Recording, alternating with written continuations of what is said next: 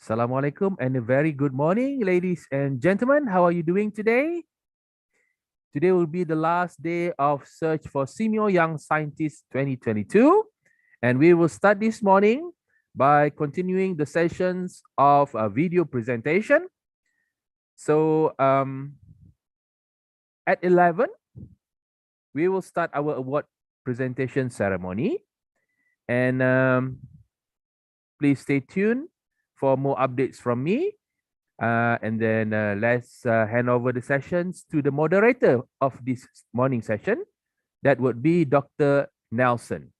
With that note, ladies and gentlemen, enjoy the video. Over to you, Dr. Nelson. Thank you very much to Mr. Nizam, our host for today's auspicious event. My name is Nelson Cyril, and I am the specialist at SEAMEO RECSAM. So in this third session or final session of project video presentation, we will view another 14 presentations. So without much ado, let us dive in now. Thank you.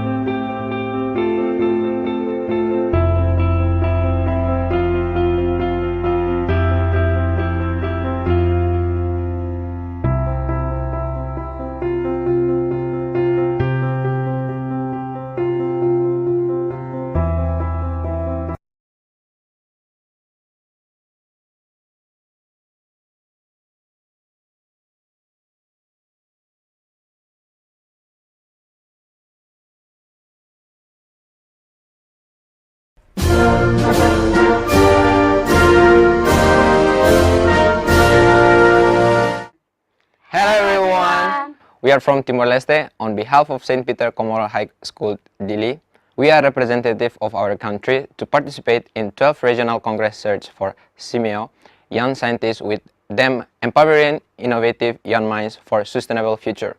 Our research topic is analysis of substance, the use of chlorine in the rise in the market of business in Municipality Dili, Timor-Leste. So how is our research process? Let's focus on our research. Okay everyone, right now we are on process of our research. First of all, we are going to qualitative analysis. In here, we have 9 samples of rice. First step, use a balance to weigh 30 grams of rice, and this is the result. second step, place the mixed rice in a chemical cup. Add 150 ml of aqueous, like this. third step, pour the rice water into the test tube. This is the first sample. Put it in the test tube. And here they are. And the next step is add 2 ml of potassium chloride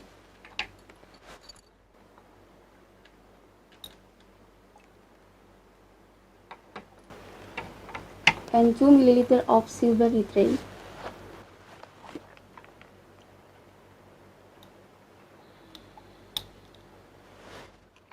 and observe.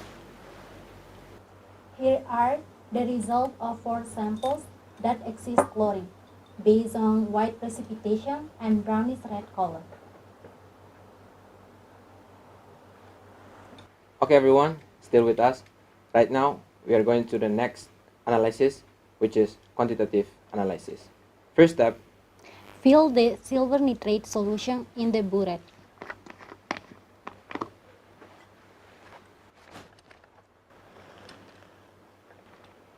second step, Pour 90 ml of rice water into a layer.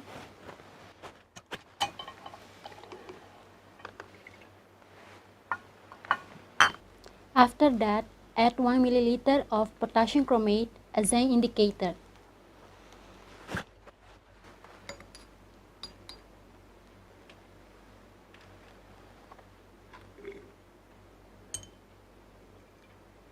begins the titration, and let's observe together.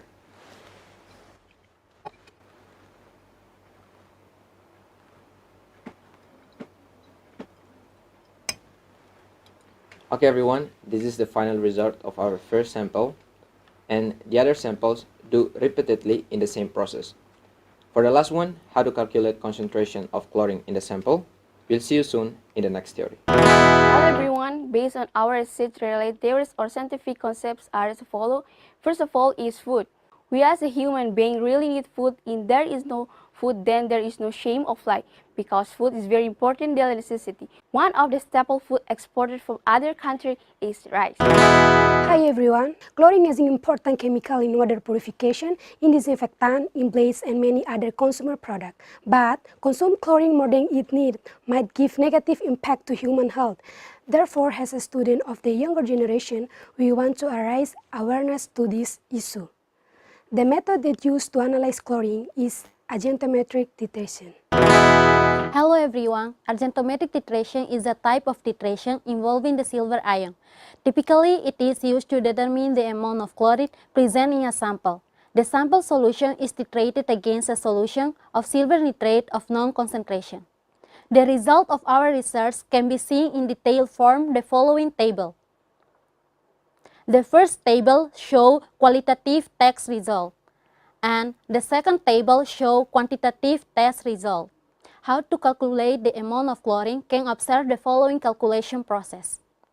Hello everyone, rice is food ingredient that is source of energy for humans. The substances contained in rice are very easy to digest. Therefore, rice has a very high nutritional value. Rice has become one of the Timorese staples food, and in the top of the majority of people in Timor-Leste consume rice every day. However, in Sustainable Development Goals number 3 talks about ensuring healthy lives and promote well-being for all at all ages. In particularly, many tons of rice that Timorese consume contain hazardous chemical substances such as chlorine. Based on the result of this research, we can conclude that 4 out of the 10 samples of brown rice sold in Dili, Timor-Leste test positive for chlorine. The amount of chlorine contained in each the rice bran are 30.416 ppm for rice sample A, 24.584 ppm for sample B, 25.557 ppm for sample C, and the last one is 35.062 ppm for sample D. Okay everyone, thanks for watching and bye-bye.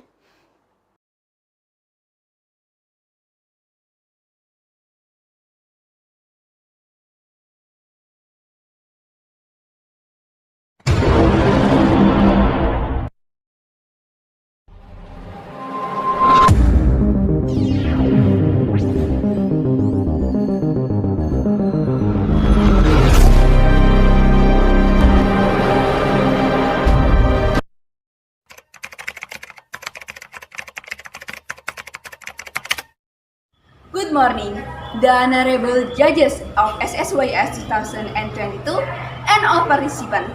Let us introduce ourselves. My name is Anita Ceria Putri Harahap. My name is Nivano Albani Tinja Satria. My name is Rasha Intisar. My name is Richo Racuan Santoso. We are the no sleeping team from SMA Negeri 1 Jember, Indonesia. Our study innovation entitled Pleasure as Environmental Conservation to Overcoming the Increase in Plastic Waste in the New Normal Post-COVID-19 Pandemic Era. This video is submitted for the purpose of participating in the 12th Regional Congress on Search for SEAMEO Young Scientists organized by SEAMEO RECSAM from 7 to 10 March 2022. Until now, the COVID-19 pandemic has not ended yet. Currently, the production of plastic waste has increased drastically. Based on questionnaire conducted to 11 grade students of SMA Negeri 1 Jember, the results stated that the student can produce more than 4 plastic waste in a day. The increased production of plastic waste can certainly cause an unwanted impact on the environment and be the source of various diseases. Several ways of environmental conservation that have been presented are less than optimal and still leave waste residues. By the research, our team made an innovation to solve this problem, which is called the pleasure. Our team created pleasure to reduce the plastic waste, to find out the science and mathematical concept in the manufacture of fertilizer, and to understand the effect of pleasure in environmental conservation. Now, I would like to introduce our study innovation. Pleasure is an innovation from our team in the form of liquid fertilizer for plants. Pleasure is made using plastic waste as the basic material to reduce the amount of plastic waste and also for environmental conservation. The study was carried out according to the flowchart of the study. The study began with the method used in the form of qualitative case studies and continues with the stage of distributing questionnaires, literature studies, and experiment. The experimental stage, it begins with collecting the necessary tools and materials. Tools and materials needed include ammonia, organic oil, LGP plastic, scissors, stove, pressure cooker, thermometer, and kettle or use cans. After that, proceed with the step of making the product from cutting, drying, mixing, to heating, and cooling. When the experimental stage has been completed, the application and analysis stages are carried out with two results, namely success and failure. If successful, the stage ends, but if it fails, then the stage is repeated in the exam. Plastic waste, which is known to be difficult to decompose in the soil, turns out to be able to increase and improve the soil fertility. Plastic waste that we often find scattered around can be represented into liquid fertilizer. Through a series of observations for 10 days using difference in plant's height and the number of soybean leaf buds as group parameters using microscopic observations, no residue was found from giving pleasure, so that it fulfills the zero waste concept. The manufacture of pleasure applies the scientific concept of ammonolysis that occurs in ammonia and organic oils and also LGPE. We also use water and nutrient transport mechanism to illustrate how pleasure works on plants. The absorption process of pleasure begins with direct contact with root hairs through the diffusion process and then enters the xylem so it can be transported for the metabolic process. In the metabolic process, pleasure is absorbed by plant cells as due to the presence of nitrogen elements. Pleasure also applies mathematical concepts. The concept of comparison used is the concept of determining the ratio of output and input of materials with the formula function fx equals to a to the power of x multiplied by p to find the growth rate formula. Of course, pleasure has many benefits, like it can be made simply, doesn't require expensive production costs, and can help the economy as a selling product. The main benefit of placer is that it can be utilized to increase the growth rate of plants and is effective in significantly reducing the amount of LDPE plastic waste. In addition, placer can also be further developed to achieve one of the Sustainable Development Goals or SDGs related to water and sanitation. This is because the use of plastic waste as liquid fertilizer can reduce plastic waste in the waters and increase the level of cleanliness. This study has the conclusion that plastic waste can be used as fertilizer to help reduce the increasing amount of plastic use and can increase environmental conservation efforts among the community. I think that's all from us. Thank you for your attention. See you next time.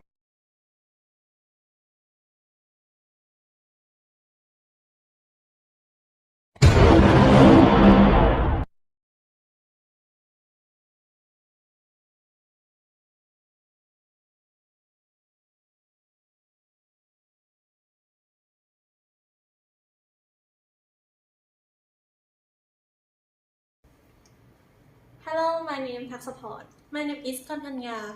My name is Janhima. We are from Paket Secondary School. Today, I would like to present you a cushioning packaging of pottery from hyacinth mixed with natural glue. This video is submitted for the purpose of participating in the 12th Regional Congress on Search for SEAMEO Young Scientists, organized by SEAMEO RECSAM from 7 to 10 March 2022. Paket Secondary School is near the main tourist place, Gokget, where has a unique product, pottery. We went to Gokget and interviewed people who live in Gokget on the COVID situation. Tourists can come to travel and buy pottery for souvenir. So, the online market was growing. For the pottery product transport, need to require the plastic shockproof wrap to protect it. However, plastic shockproof wrap for the pottery transport were used so much, but there are still problems with the damage. The cost increased from normal. We came up with solution by using hyacinth mixed with natural glue.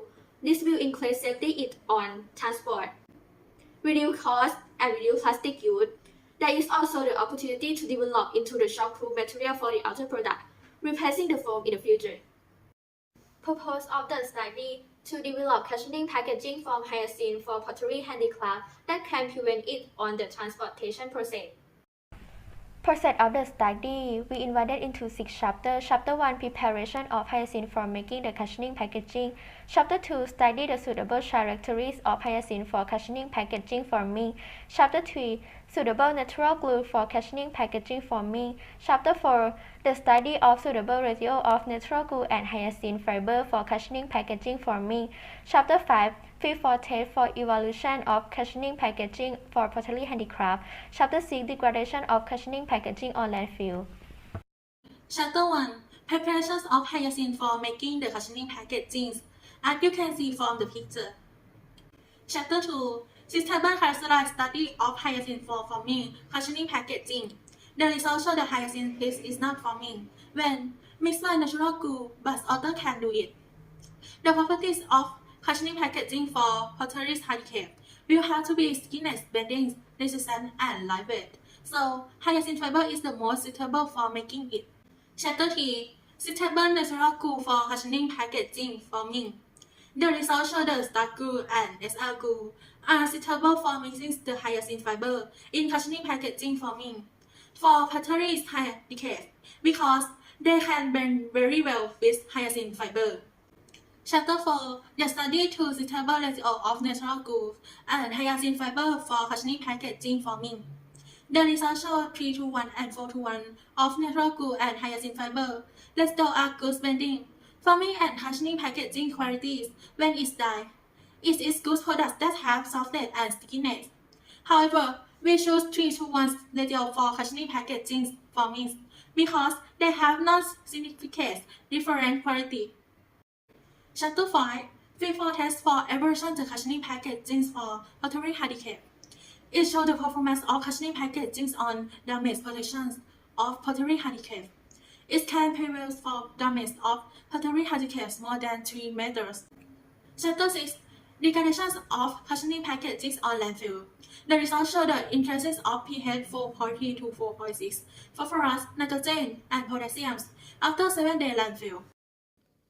1. The 3:1 ratio of SL glue and hyacinth fiber is the suitable composition for cushioning packaging foaming. 2.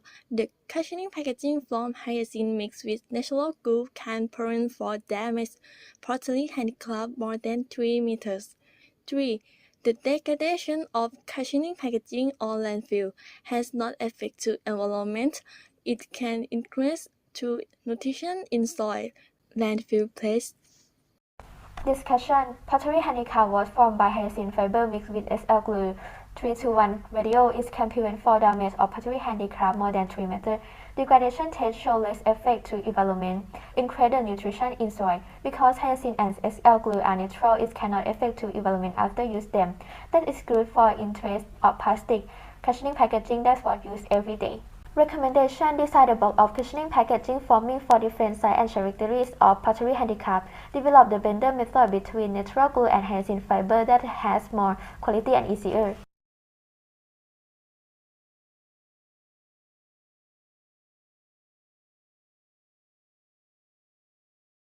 Assalamualaikum warahmatullahi wabarakatuh and good day. This video is submitted for the purpose of participating in the 12th Regional Congress on Search for SEAMEO Young Scientists organized by SEAMEO RECSAM from 7 to 10 March 2022. I am Naima Zafira. And I am Nur Patricia. We are from Sekolah Tinggi Perempuan Raja Isteri representing Brunei Darussalam under the Mathematics Project. The system that we will be presenting is called STIPRI School Facility System.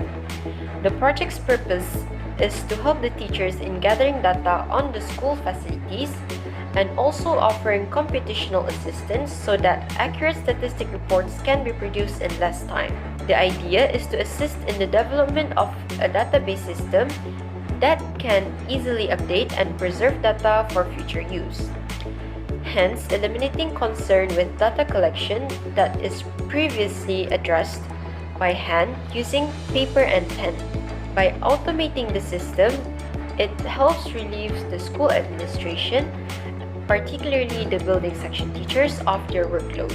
This system is to help the teachers in resolving challenges that arise on a regular basis. The school is supposed to prepare an annual report on the school's assets, but as the number of facilities increase every year, it is impossible for the teacher auditor to keep track. As a result, we decided to develop a system which may aid in the data logging issue.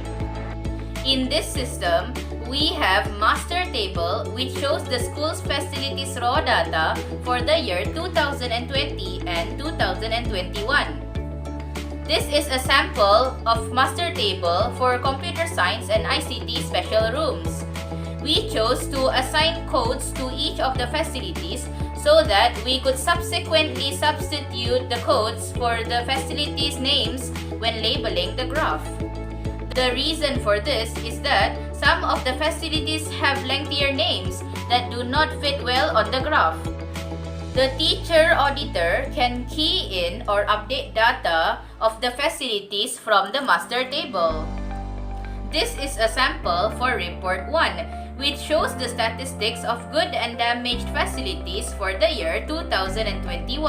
The table shows the available facilities for computer science and ICT special rooms. A list of facilities with its code is also provided in the report for the teacher's reference. Graphs are also produced for easy viewing.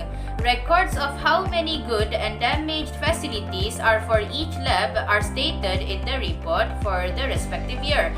These data are basically extracted from the master table of 2021. The total quantity on good and damaged facilities for all the 4 special rooms are calculated using arithmetic method called addition. When the data in the master table is updated, the number of facilities changes automatically. The graph will alter in response to the modifications made. For instance, if you type 3 in the damaged facilities field, the graph will instantly update.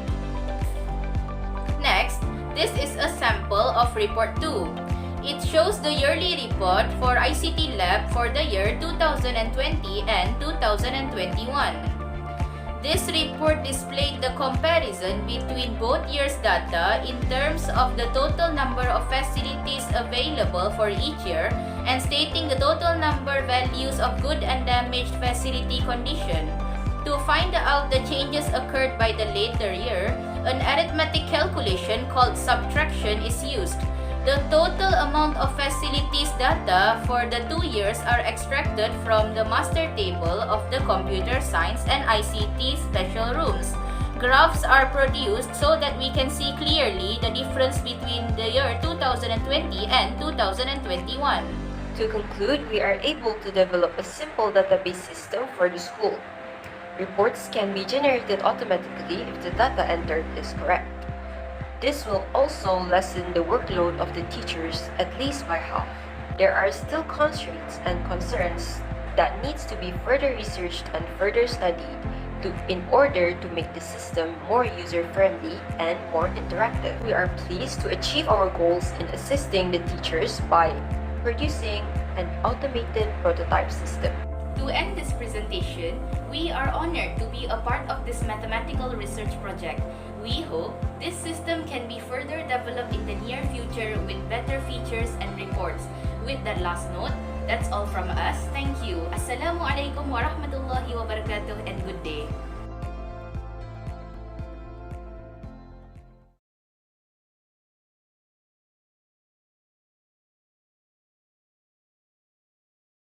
Welcome to Tagulwan National High School from the District of Tagulwan, Division of Misamis Oriental, Region 10, a proud member of the Department of Education.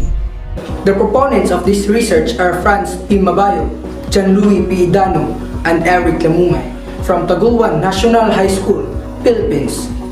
Our research is entitled On the General Formula of the N-term and Sum of N-terms of the Corona Sequence. This video is submitted for the purpose of participating in the 12th Regional Congress on Search for SEAMEO Young Scientists organized by SEAMEO RECSAM from 7 to 10 March 2022. According to the World Health Organization, coronavirus disease, COVID-19, is an infectious disease caused by the SARS-CoV-2 virus. An infected person can infect 1, 2, or more persons and so can those who are infected.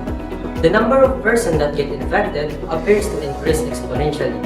This alarming yet interesting situation motivated us to investigate the pattern of the number of people that may get infected by a contagious disease such as COVID-19 at a given time, and in order to create a mathematical model for this scenario, we will define a sequence which will be called the corona sequence.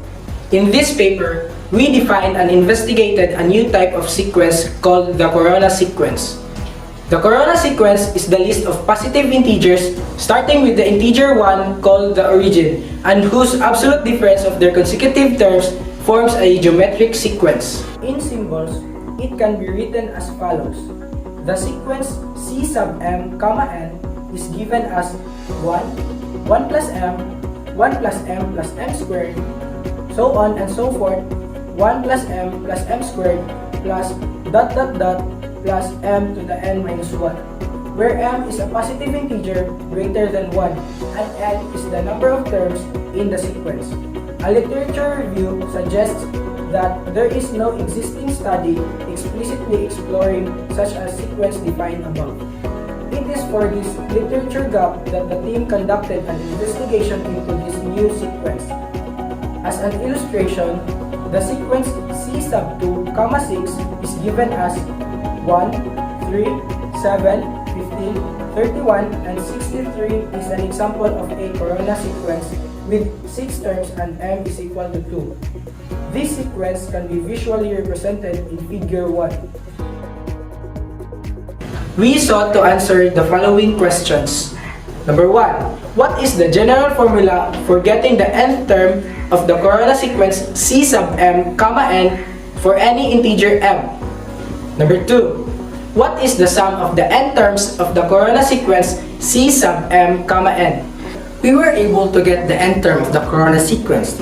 The n term of the corona sequence is given by the formula a sub m, n equals m to the n minus 1 all over m minus 1, for some positive integer m. The sum S sub m comma n of the first m terms of the corona sequence is given by the formula S sub m comma n equals m times a sub m comma n minus n all over m minus 1, where a sub m comma n is the n term of c sub m comma n. Let us derive the first formula. Let m and n be positive integers. By the definition of corona sequence, the n term of c sub m comma n is 1 plus m squared plus dot dot dot plus m to the n minus 1. We let this expression be denoted by a sub m comma n. By using geometric series, we get a sub m comma n minus 1 equals m times the quantity of m to the n minus 1 all over m minus 1 equals m to the n minus m all over m minus 1. Simplifying this will give us a sub m comma n equals m to the n minus 1 all over m minus 1. The result of this study may help us develop more sophisticated models that will eventually help in the control of contagious disease. This will also help spread awareness about the danger of the spread of disease, since it typically follows an exponential growth. The process of doing this mathematical investigation helps us improve our critical thinking, problem-solving skills, focus, and it enhances our understanding of mathematical concepts. With the result of these studies, it is suggested that future researchers expound more on this study by mathematically defining the terms such as recovered and expired. They can take this into account in the computation of the total number of infected individuals at a given time in order to have a more precise calculation.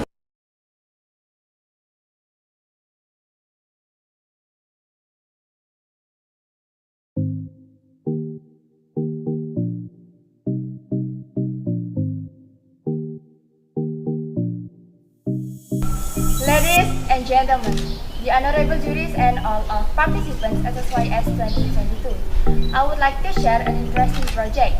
But first, I want to introduce the independent team. There are Fidela Hendrawardana Tanjung, Brilian Aura Anissa, Sabrina Nulisa Anda, Savitri Junya Purnama Gugin. We are from Spada Prima! And our project title is Eco-Friendly Hexagon Prism as a Sound Silencer of Ship Engine Propellers. This video is submitted for the purpose of participating in the 12th Regional Congress on Search for SEAMEO Young Scientists, organized by SEAMEO RECSAM from 7 to 10 March 2022.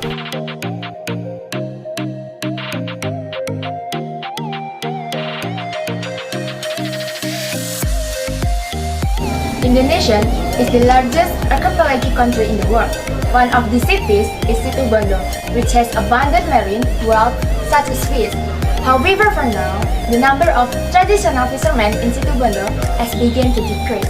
Based on the data from the Ministry of Maritime Affairs and Fisheries in 2018, the number of fishermen in Indonesia decreased by 1.1% to 2.64 million. It is caused by the use a lot of motorized boats and the declining number of its population. The income of engine propeller children. Many fishermen change to other jobs. The decreasing number of income and economy for the fishermen. The domination of the engine vessel at the fish auction. From the data obtained, the author expressed his creative ideas by applying mathematical concepts to create an eco-friendly tool to overcome the problems in a study of eco-friendly hexagon prism as a sound silencer of ship engine propellers. Here, we can convey the purpose of this research. The flow of this research starts from observing and interviewing fishermen and auction officers at Panarukan, Kalbut, and Jangkar ports. From the result of the literature review, the author got an idea to overcome this problem, which was realized in a prototype of a ship propeller soon proving device. The resulting prototype was tested using a simple equipment. Results were reviewed and analysis for success. From the result of this analysis, the prototype is refined and implementation. After the experiment, a diagram is made showing the interpolation method on the prototype. The mathematical concept used in this research is trigonometry. The second is geometry. And the third is algebra. That number of holes is directly proportional to the surface area of the beam, and the more holes on the side of the beam. Based on the table on the data, is the sensor value is not original value first. For the sensor value must be changed to hertz. Using the method interpolation, whose value is obtained from the calibration result. In measuring the sensor value, there is an error the measurement data. Following are the results of the project we researched. The attachment of a damper. This damper is in the form of a blockade in such a way that it contains holes on both sides. The way this tool works is to observe the bubbles produced by the rotating propeller of the ship to enter the holes on the two sides of the beam, so that the vibrations and noise generated can be minimized. The more holes are made on the side surface of the beam, the greater the sound and vibrations that enters and is absorbed by the hole. From the our experiment, we obtained data when the reduction in a sound resistance produced by the propeller when the sound absorbing beam is broke, which is indicated by entry of the bubble into the hole. The following are also recommendations that we can convey. From the results of the research, it can be concluded that first, eco-friendly hexagon prism as a sound silencer opposite engine propellers can be made with simple and easily available tools and materials, as well as by applying mathematical concepts like trigonometry, geometry, and algebra. Second, eco-friendly hexagon prism can work effectively with the right geometry and number of holes. Third, from the results of the silencer experiment, it can be concluded that the more holes formed, the more bubbles entering the hole and more sound will be muffled. And the last one, this research is the first and new research in situboundary geometry that can be used as a solution to the problem of traditional fishermen catching the fish in shallow waters in Situbondo and also in other areas in Indonesia.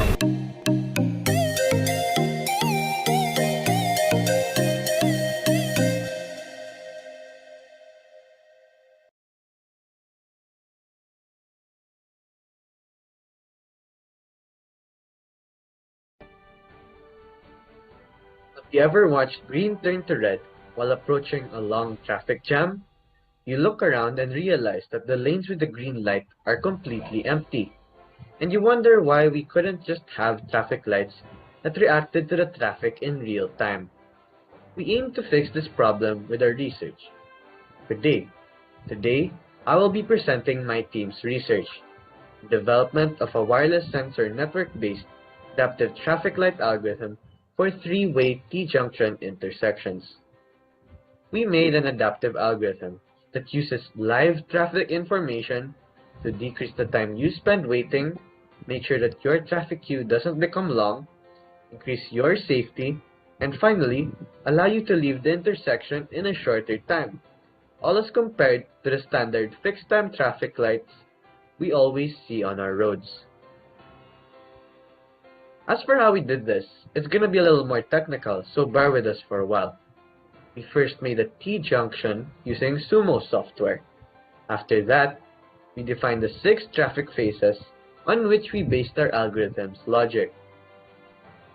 We then gave scores to the lanes, which told us exactly how much they needed the green light. The waiting time, queue length, and hunger level, or how many lights have passed since the lane last received the green light, were all taken into account when giving scores to the lanes. We used the scores in the back end of our traffic light, shown in the middle, also known as the logic that would implement the best possible traffic cycle. After we prepared all the parts of our model and algorithm, there was one thing left to do: test them. We did this through simulations captured on the right, which we ran for 3,600 seconds. The colored dashes tell us what phase the traffic cycle is on. From the simulations, we gathered the following data. For the average waiting times, there was a 19% decrease, and our algorithm was statistically different from the fixed time, with a p-value of less than 0.01. There was also a 78.2% decrease in the peak waiting time throughout the simulation for our algorithm, as compared to the fixed time. This means that the vehicles under our adaptive algorithm did not have to wait for very long to cross the intersection. We could make the same comparisons for the average queue length, with our algorithm yielding a 1.5% decrease as compared to the fixed time. Our algorithm was more consistent, with an 11.1% decrease in the peak queue length during the simulation. This means that our algorithm yielded shorter queues and always adjusted to the varying traffic load. For the departure rate, our algorithm's average was 2.8% less than the fixed-time algorithms. This means that a vehicle exited the adaptive intersection in 2.8% less time than the fixed-time algorithm. While the peak departure rate for both algorithms was the same, the fixed-time algorithm had appeared between 1,500 and 2,000 seconds when almost no vehicles were leaving the intersection, while our algorithm had no such period. Additionally, our algorithm reported 0 pedestrian and vehicle collisions and jams, while the fixed-time algorithm reported 1 such instance. This means that our algorithm was generally safer than its fixed-time counterpart. Say our adaptive traffic light was implemented in the intersection at the start of our presentation. When you arrive the next day, you'll be surprised to see that the queue of vehicles in front of you is very short, and the traffic light will quickly switch back to your lane once it recognizes that there are no vehicles in the other lanes. You look to the side and see your fellow drivers and pedestrians happy, since they don't have to wait for so long, can go to their destination quickly, and can be assured that they will be safe. On top of that, the vehicles arriving behind you also won't wait for so long at the intersection, due to the sheer consistency of our adaptive algorithm. Thank you for listening, and I hope this project exhibit was insightful.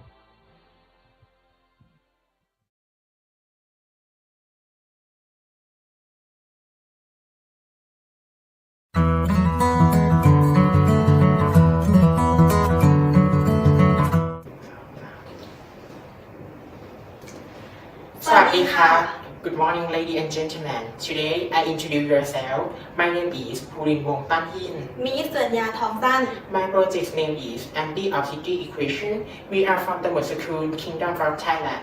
This video is submitted for the purpose of participating in the 12th Regional Congress on Search for Southeast Asia Minister of Education Organization Young Scientists, organized by Regional Center for Education in Science and Mathematics from 7 to 10 March 2022.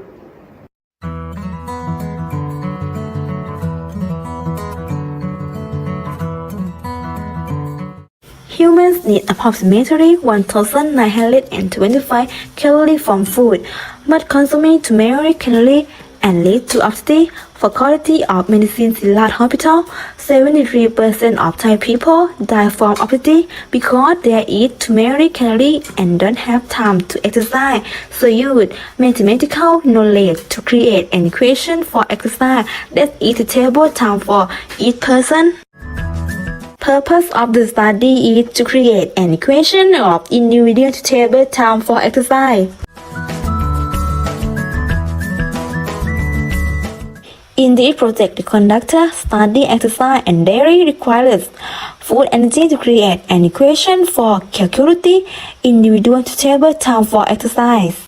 Table 4.1 data of how many calories are burned by exercise. According to table 4.1, exercise that people normally do can burn approximately 600.833 kilocalories.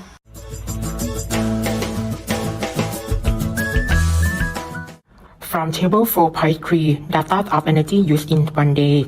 Male want to use energy at 2,015 kilocalories, and female want to use energy at 1,800 kilocalories. When taking the energy average, the people should get in one day is 1,925 kilocalories. common standard weight equal to male standard weight plus female standard weight divided 2 equal to h minus 115 multiply 0.7 plus 15 plus h minus 115 multiply 0.7 plus 47 divided 2. Therefore, common standard weight equal to h minus 115 multiply 0.7 plus 47.5. The objective of the equations of individual suitable time for exercise is to lose weight and burn direct extra energy if it can be in this formula. Time for exercise equal to energy required to be burned in 1 day plus extra energy in 1 day. Energy burned by exercise, according to table 4.1, 600.80 kilocalories can burn in an hour. Therefore, in 1 minute, the energy can burn 600.80 divided by 16 kilocalories. So, the energy burned by exercising in 3 minutes is equal to 10.0.2 T is first equation. Losing 1 kilogram of weight requires burning 7,000 kilocalories of energy. Therefore, losing weight in 260 days can be calculated as follows. Extra weight multiplied by 7,000 divided by 260. The extra weight can be calculated as follows.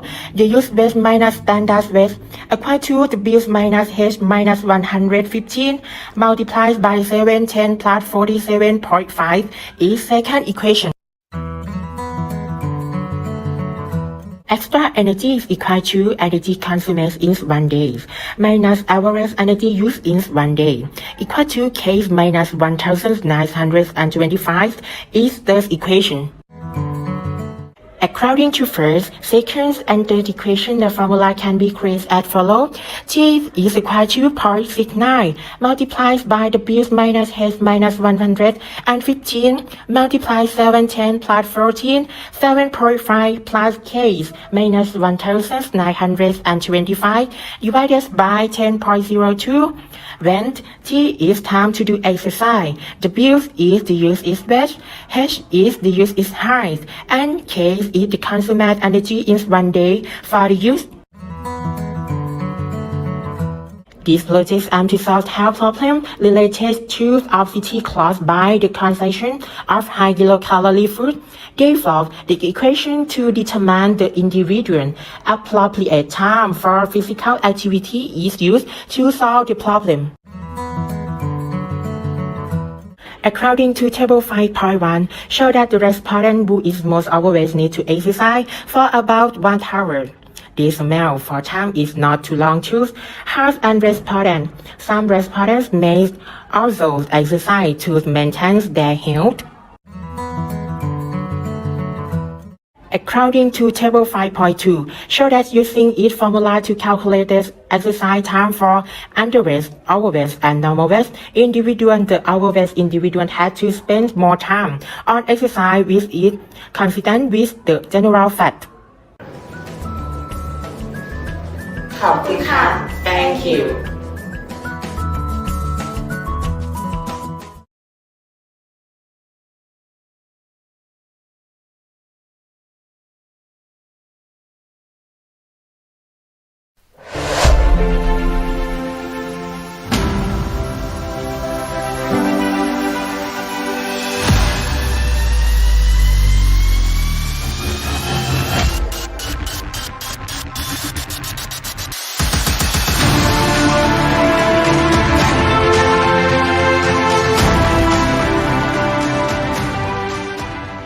Indonesia is one of the countries that has the largest forest area in the world. However, currently, the forest area in Indonesia is decreasing due to human activities who are not responsible for the environment, such as throwing cigarette stubs carelessly. In addition, forest fires in Indonesia are also caused by the hot air temperature in the dry season. So, I am Ahmad Rifki Sauki and my team will solve this problem by creating a fire sensor miniature. This process starts from the results of observation in the field. We took the initiative to create a forest fire sensor tool. Then, we conducted a test on the sensor. In the end, we can conclude that with the sensor, forest fire could be contained immediately. Tools and materials. And this is a design forest fire sensor miniature. The process starts from: first, create a miniature design that you want to make. Second, prepare tools and materials. Third, cut all tools according to the specified size. Fourth, connect all components using solder. 5. Knit the cables and place all the components into the box that has been cut to size. 6. Try play testing the miniature and see if the tool is working as specified.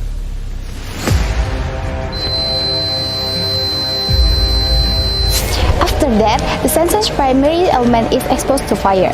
Then, the delivery plate is pushed toward the switch. As a result, the switch is on, so signal transmitter and signal receiver will turn. To make our miniature sensor successful, we use mathematical concept, which is used to measure Palembang Usap with pipe media. And here it is, the cylinder volume formula. P is equal to P times R square times T, where P is 3.14, R is radius of base area, and T is height of the cylinder. And I have an example. When we have P is 3.14, R is 0.5 cm, and T is 1 cm, so we can count like P is equal to P times R square times T, equal to 3.14 times 0.5 times 0.5 times 1, and the result is 0.79 cm squared. Our research has some benefits. There are: first, preventing deforestation caused by human activities. Second, reducing the rate of forest fires in Indonesia. Third, providing valid data about forest fires that are currently occurring, so that they can be addressed immediately.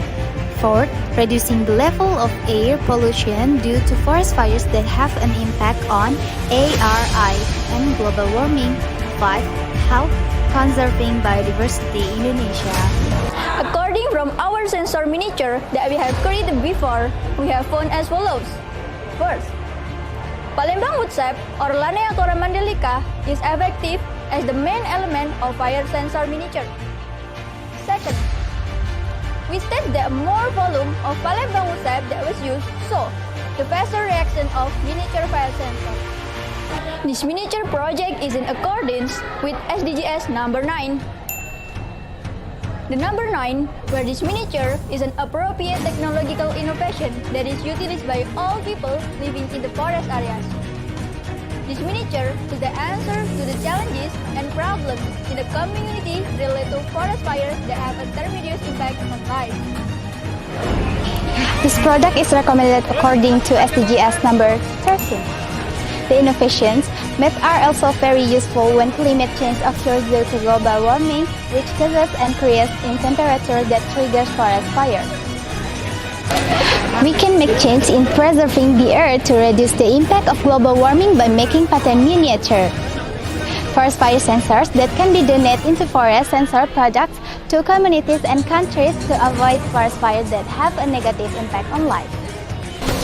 And thus, from our research, we can conclude that: first, Palembang wood sap has proven to be effective as the main element of a forest fire sensor miniature. Second, our project can answer all of our background of research that we mentioned before.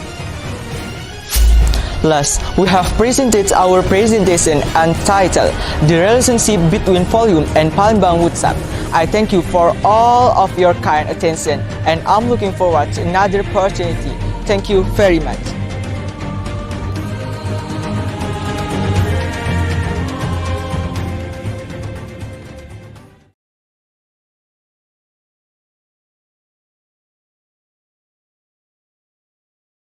Welcome to Tagulwan National High School from the District of Tagulwan, Division of Misamis Oriental, Region 10, a proud member of the Department of Education. This video is submitted for the purpose of participating in the 12th Regional Congress on Search for SEAMEO Young Scientists organized by SEAMEO RECSAM from 7 to 10 March 2022. The proponents of this research are Alcherka T. Badal, Kiasa Biator, Alexa Yoa Barzilay V. Asgale, and Jerain May B. Raz. Our research paper is entitled On the Sum of Arrays of Consecutive Integers. This research project presents a possible solution to a problem on consecutive integers presented in math.enrich.org. Suppose we pick any set of 2 or more consecutive integers, then we place these numbers in ascending order and put either addition or subtraction in between the numbers. For clarity of terms, we call the resulting mathematical expression as an array. We do this process repeatedly using the same set of consecutive numbers until all possible combinations are listed. What is the sum of all the arrays? In this paper, we explore the questions above and solve their answers using logic and mathematical reasoning. We began our study by making ample examples, drawing observations, writing conjectures through inductive reasoning. Then, eventually, we were able to come up with our own theorem and its proof. In order to understand this mathematical research, there are some terms that we need to formally define. Let us first define consecutive integers. Consecutive integers is a list of n integers that can be written as a plus 1, a plus 2, a plus 3 up to a plus n minus 1 for some integer a. Now, we will define the word array. An array is a mathematical expression whose terms consist of consecutive integers arranged in ascending order such that the terms are separated by either addition or subtraction. As an illustration, let us consider 4 consecutive numbers. Let's say 3, 4, 5, and 6. The following are some examples of array. 3 plus 4 plus 5 plus 6, 3 plus 4 plus 5 minus 6, 3 minus 4 minus 5 minus 6, and 3 minus 4 plus 6 minus 7. Each of the expressions above is an array, since all the terms in each expression are separated by either addition or subtraction. We state the research problem as follows. Given a list of consecutive integers, how do we get the possible total number of arrays? And what is the sum of all its possible arrays? Figure 1 shows the process of our investigation. A conjecture is a mathematical statement that is defined as an opinion that might be true but is not proven. It's like an educated guess. One may be able to form a conjecture by using inductive reasoning. We look for counterexamples to disprove some conjectures, then prove some statements using logical and mathematical reasoning. Let us go back to our earlier example. Considering 4 consecutive numbers, 3, 4, 5, and 6, how many arrays can we make? We can list all arrays as follows. 3 plus 4 plus 5 plus 6, 3 plus 4 plus 5 minus 6, 3 plus 4 minus 5 plus 6, and so on. There are 8 possible arrays for the given 4 consecutive numbers. Evaluating each array gives us the following result: 18, 6, 8, 10, 0, -2, -4, -12, respectively. Upon observation, it appears that the sum is equal to the first number multiplied by the number of arrays. We have tried other sets of consecutive numbers and this conjecture still holds true. So this leads to our theorem in this research. The sum S of all the arrays is given by the formula S equals A times 2 raised to the power n minus 1, where A is the smallest number in the set of n consecutive integers. For the proof, let us consider n number of consecutive integers whose smallest number is a. That is a plus 1, a plus 2, up to a plus n minus 1. For each array of numbers, we have n minus 1 slots for addition or subtraction. By fundamental counting principle, there will be a total of 2 raised to the power n minus 1 ways of placing the 2 operations in n minus 1 slots. If you list all the possible arrays, we can notice that there will be an equal number of addition and subtraction for every column. Thus, if we add the numbers vertically, all the numbers except the smallest numbers will become 0. Therefore, the sum S of all the arrays is equal to the product of the smallest number a in the sequence and the possible total number of arrays 2 raised to the power of n minus 1. We found out that the sum of all the arrays is equal to the product of the smallest number in the sequence and the number of possible arrays. We use 3 mathematical concepts, namely inductive reasoning, sequences, and fundamental counting principle, and these concepts help us prove our theorem. We realized that there is always an easy way of solving a mathematical problem. Moreover, this research work enabled our team to develop better collaboration. Most importantly, we have arrived in a formula that is useful to solve a problem involving consecutive numbers. It is our hope that this work will inspire more students to study mathematics.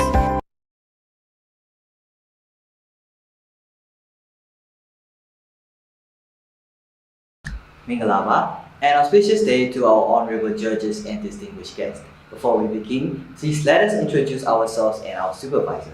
Our supervisor is Dola Lape, senior teacher at Practicing High School Yangon Myanmar, who holds a degree of BSc Honors Maths, MSc Engineering Maths, and BEd. I am Ong Kong Pit. I'm studying at Practicing High School Yangon Myanmar. I have strong interest in maths and I have taken part in MMO, Kangaroo, and Maths Olympic. The reason why I take part in this competition is that I would like to contribute toward the society by providing innovative solutions with the help of mathematics. I also believe that I can gain invaluable experiences and knowledge from this competition. Minglava, my name is India and I'm also a student studying at Practicing High School Yangon Myanmar. I'm a student who shows genuine interest in maths and decided to take part in this project to gain experience and knowledge. In today's video, we're going to be presenting about mathematical diet plan using Myanmar cuisine. In this paper, some concepts of system of linear equations are mentioned. After that, the amount of some Myanmar cuisine that can give enough immune boosters to help keep healthy amid COVID-19 outbreak is calculated by using the system of linear equations. Finally, the discussion about the results and their applications is presented. Background of the study. COVID-19 is an ongoing pandemic. The origin of the virus remains unsolved, but researchers confirmed that many countries worldwide had and are still suffering from COVID-19. Unfortunately, Myanmar also became one of the victims. In the course of COVID-19, the dietary supplements such as vitamin A and zinc were out of stock due to panic buying. Therefore, dietary supplements became expensive and increasingly inaccessible. Actually, a full diet plan can be made by using food which is eaten in daily life. Since agriculture is the main industry and the backbone of Myanmar's economy, there are plenty of low-priced food products such as tomato, beef, potato, and vegetables. The problem is that most people don't know how much amount of Myanmar cuisine should be consumed in order to obtain immune boosters to survive during COVID-19 outbreak. In this paper, the way to calculate the amount is researched. Thank you very much. This is the end of my presentation. Algambi will be taking over the second part of the presentation. Thank you. In this paper, we made mathematical diet plan using Myanmar cuisine. To achieve our aim, the required 5 immune boosters to survive during COVID-19 outbreak, vitamin A, vitamin C, vitamin E, zinc, and protein is calculated based on various types of Myanmar dishes, which are Myanmar tea leaf salad, Myanmar mixed vegetable salad with sesame seeds, beef soup, rice, and sunflower seeds for a day. The problem is to calculate the amounts of these foods for the diet plan. Mathematical model of the problem is made by using systems of linear equations. The problem is solved by using Gauss-Jordan elimination methods, Cramer's rule, and MATLAB programming. Remark: since rice is a stable food, the amount of rice is fixed, 200 grams. The amount of Myanmar tea leaf salad, Myanmar mixed vegetable salad with sesame seeds, Myanmar beef soup, and sunflower seeds is calculated. Since the effect of protein can vary according to body condition, protein is not considered in calculation. Therefore, 4 out of 5 immune boosters is considered in calculation. These are the results. According to the results, the diet plan consists of about 1 serving of Myanmar tea leaf salad, nearly 1 serving of Myanmar mixed vegetable salad with sesame seeds, roughly 1 serving of beef soup, 10 grams of sunflower seeds, and 200 grams of rice. We have found out that having enough nutrition is a simple but effective way to boost immunity against COVID-19. In this project, only 5 immune boosters and 5 Myanmar cuisines are applied. The methods in this project can also be used in making nutritious diet plans with other varieties of Myanmar food. Of course, it will be very helpful to survive during COVID-19 outbreak. Besides, by using the methods and ideas of this research project, diet plan can be designed for various purposes such as preventing and curing diseases, losing weight, and bodybuilding. Moreover, it will be beneficial to food industry by using the ideas and methods in calculating the amount of ingredients which are required in a certain food product. If this project is used in teaching mathematics, the student will be interested in lessons and their fear of mathematics can be reduced. Besides, this project can be a great help to develop today's mathematics education quality. Last but not least, we believe that this project could promote lifelong learning, scientific and mathematical values, interests, skills, attitudes, and motivate among the youths. That is the end of our presentation, and thank you for your attention from the bottom of our heart.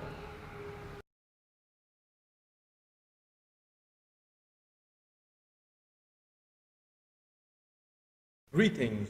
We are the Alpha Omega Mathematics Research Team from SMA Sopos Indonesia, with our project title of Investigation of the Effectiveness of ZooMath to Construct Mathematical Concepts using the RME approach. My name is David Tulus Halamwan Haryat. My name is Donovan Putra Didan. My name is Gregor Hansel. And my name is Kenny Nicholas Anga. This video is submitted for the purpose of participating in the 12th Regional Congress on Search for SEAMEO Young Scientists organized by SEAMEO RECSAM from 7 to 10 March 2022. One of the most pressing matters in mathematics education is the student's mathematical proficiency.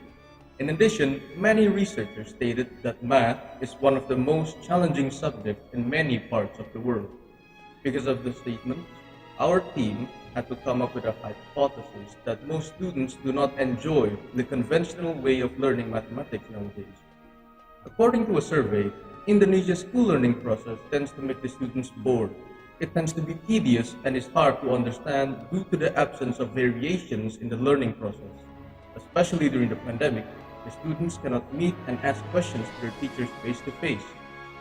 Besides that, students at home means that the students have more distraction, leading to not paying attention to class. To improve the students' alertness and reduce their stress level, research made by Okada revealed that there must be fun in learning. It also engages students more with the materials.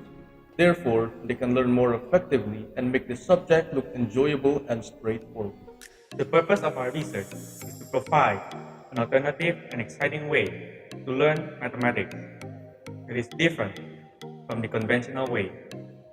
To do that, we use the Realistic Mathematics Education or RME approach.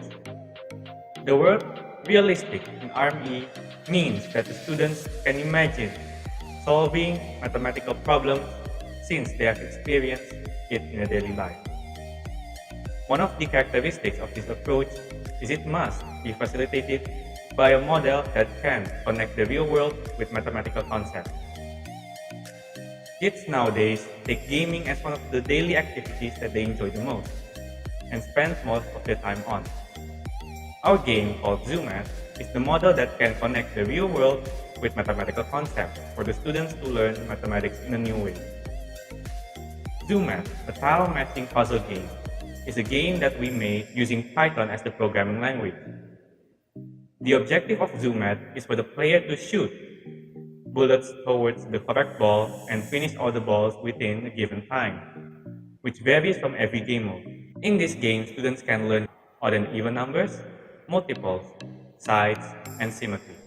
The statistics from our testing reveal that no students' scores drop after they play the game. As shown in this pie chart, 40% of students have increased their scores from the pre-test and post-test. The statistics indicates that our games raises the scores of the students that have a mistake on their pre-test answer. From the questionnaire given to the object of study, it is also shown that this game is able to construct the mathematical concept of the study because 93.67% of students acknowledge that this game was able to help them to understand the concept of odd and even numbers. 80% of students acknowledge that this game was able to help them to understand the concept of multiples. 100% of students acknowledge that this game was able to help them to understand the concept of sides. And 80% of students acknowledge that this game was able to help them to understand the concept of symmetry. Furthermore, our game is proven to be enjoyable and recommended. as 86.67% of students enjoy learning mathematics through our game, and 80% of them would even recommend the game to their friends. From this research, we have successfully made a game called Zuma. Through the game, we can increase the students' knowledge, especially in the mathematical concepts of sides, symmetry, multiples, and odd-even numbers. This game is effective because from the pre-test scores, some students get low scores, but after they play this game and do the post-test, their scores increase.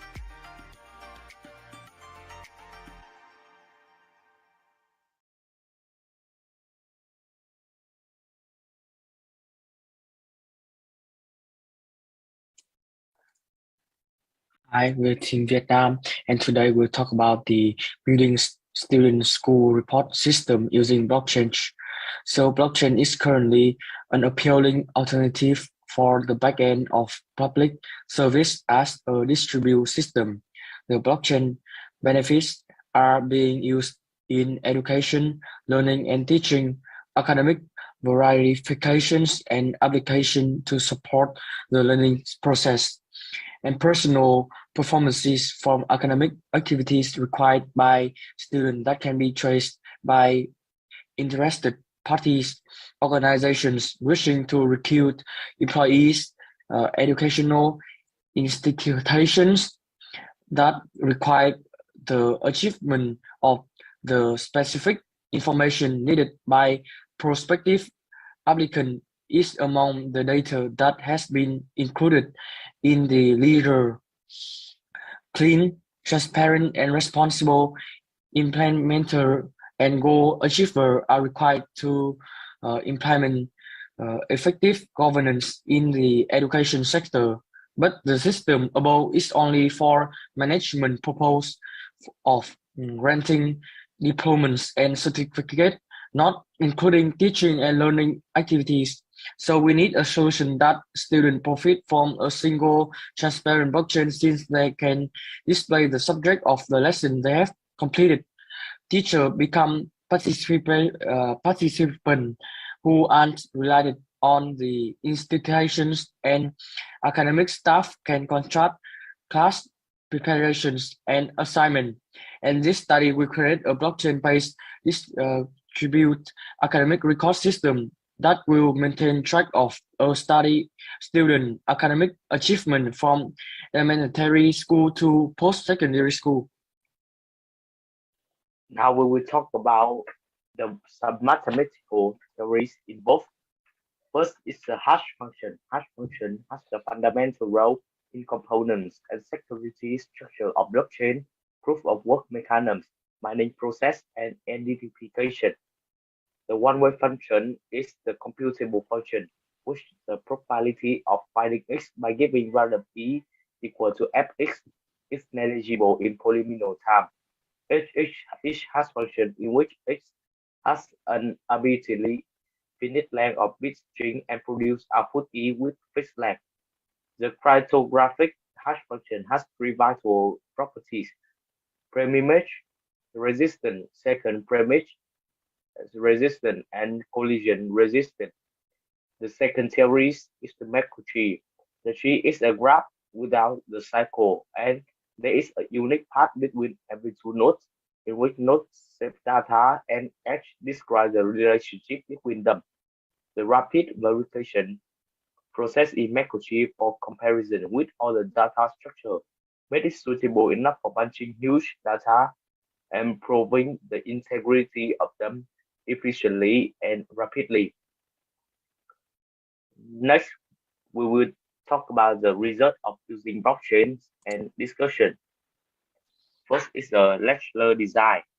The suggest model lecture design is shown in the figure below, which depicts the work state that will be described in smart contracts using the CutDB backend, which provides data storage using GSOM format key value. The second is proposed architecture. This study's author suggests a blockchain-based single entry point for a student academic checklist system. The blockchain is distinguished by its consensus process, changing the system into a trustless operation. And the final is transaction flow. The flow steps are depicted in the figure with the following description based on the Hyperledger public documentation stage. In conclusions, we have this study offer a plan for distribute academic record system that use blockchain technology to contrast globally trusted educational system, and we set out the system architectures to develop the people that will be involved, as well as assess related to the blockchain that is owned, as well as the consensus used as a proof of the concept. Thank you for listening.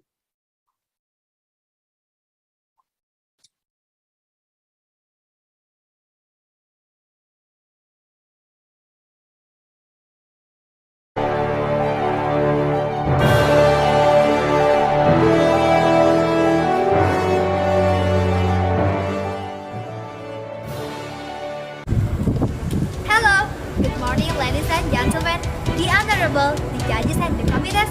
We are Elektra team from SMA Negeri 2 Situbondo. The members are Pamela Salva Laksana, Ariela Zadavina, Dwi Aditya Kurniawan, and I, Mansur Iqbal. Smada Prima. Oh yeah, this video is submitted for the purpose of participating in the 12th Regional Congress on Search for SEAMEO Young Scientists organized by SEAMEO RECSAM from 7 to 10 March 2022.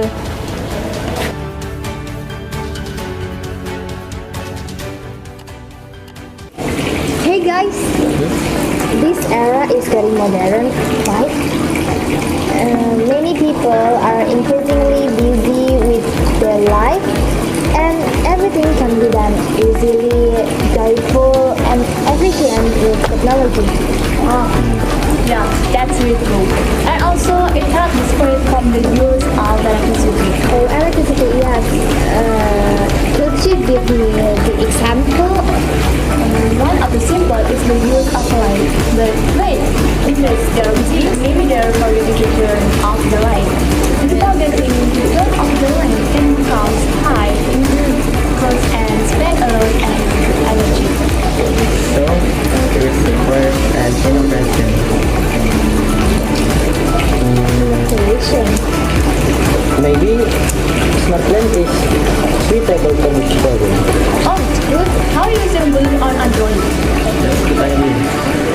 So I can increase energy efficiency and reduce the cost. Oh, good. Oh, that's right. So, we would like to share our interesting project entitled Smart Automatic Lighting Control by applying implementation of trigonometric integral.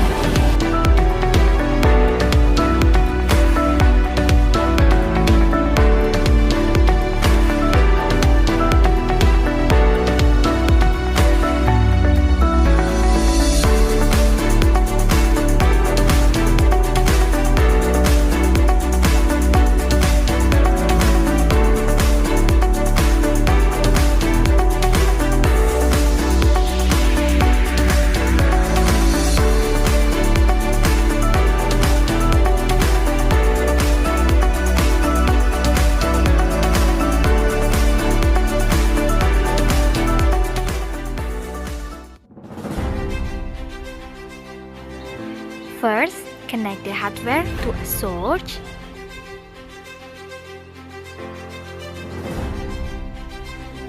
Connect the Bluetooth of the handphone to the Bluetooth hardware by using the Arduino Bluetooth control device application. After connecting, it can be directly controlled. We experiment with calculating lamp power and brightness using the Smart Automatic Lighting Control and without using it, so the energy efficiency is obtained. Here is the experimental data. From the measurement result above, the following analysis can be taken. First, in general, the average electricity consumption is almost the same, which is around 17.26 watts.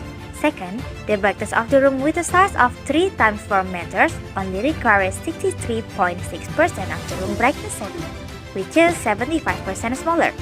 Third, by looking at several measurements, there is an average electrical energy efficiency of 6.7 watts. Our research has some benefits. There are: the first, save money and electricity; the second, good for eye health; and the last, curated safety. This study is in accordance with the Sustainable Development Goals, especially in the seventh goal, namely affordable and clean energy. This product can detect the level of brightness or brilliance in the room, so it can reduce the use of excess energy and save the cost. Our product is also in accordance with SDGs number 9, namely industry, innovation, and infrastructure. It is hoped that this product can help the development of infrastructure and innovation systems. So, we can conclude that first, smart automatic electric control can solve the problems in the background. Second, our project has been proven to increase the energy and the time efficiency. Third, smart automatic electric control are safer, cheaper, and more practical. Thank you all of your kind and attention. See you in the next innovation, and let's to be creative young generation, and bye!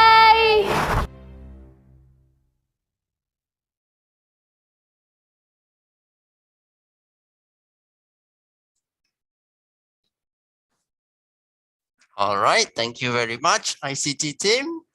So we have viewed all 14 presentations, and I would like to take this golden opportunity to say congratulations and a job well done to all participants for your remarkable videos.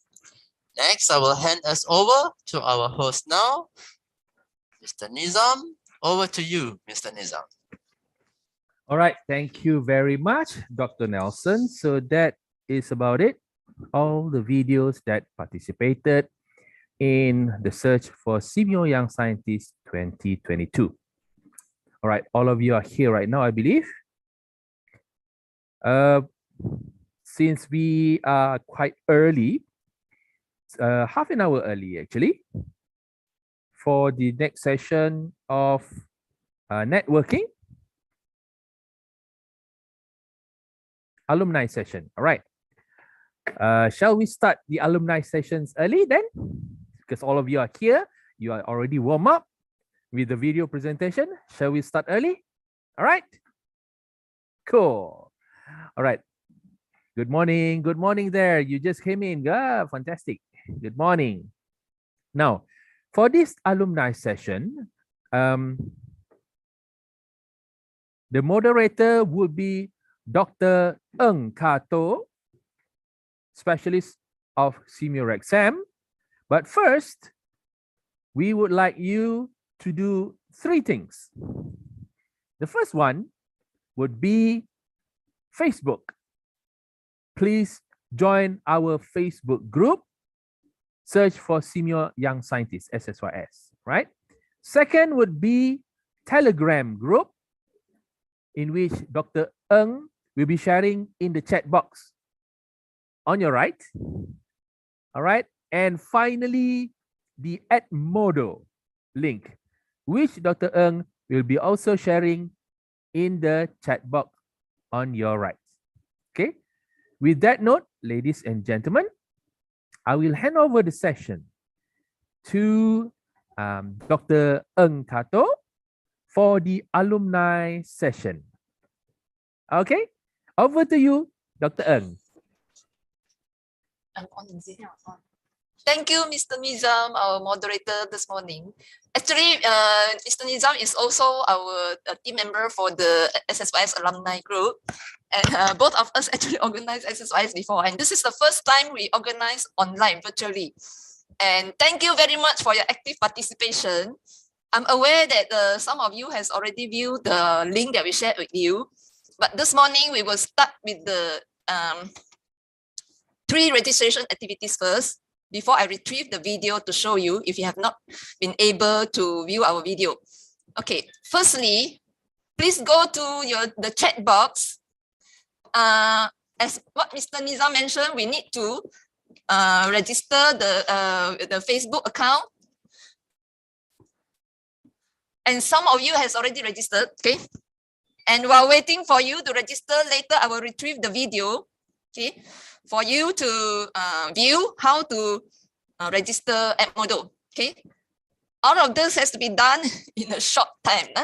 Okay, within half an hour, as I said. Okay, and I already posted the message on the YouTube link group, and also this morning I think I post in this.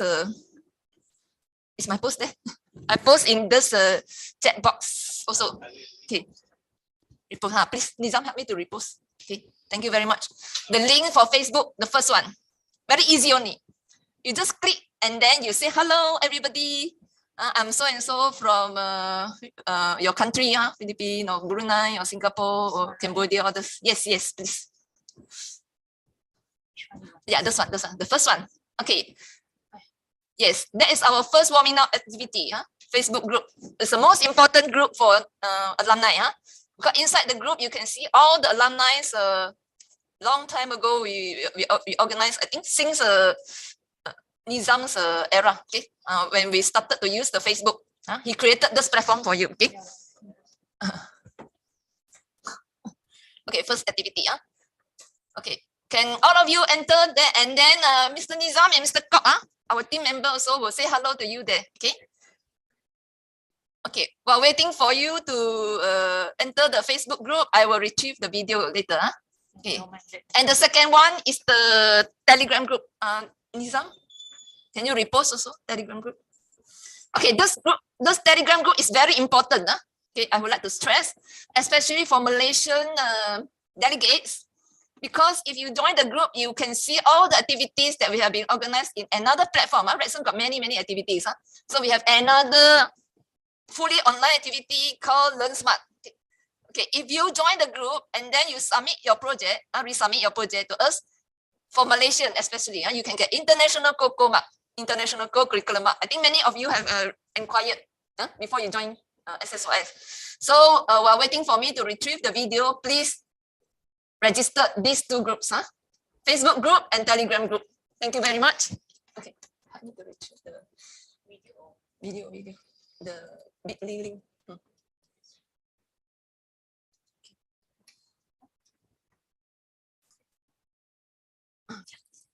But don't start yet. Wait for them to.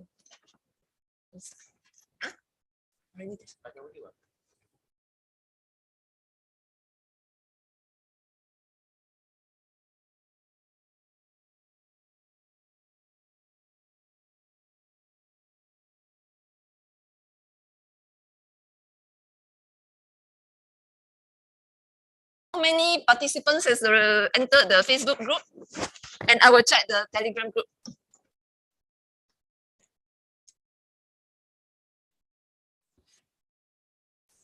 Did you manage to get the link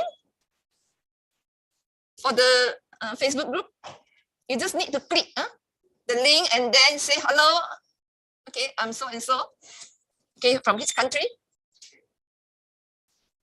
Some of you has already entered the SSYS group, but you didn't respond on that particular link.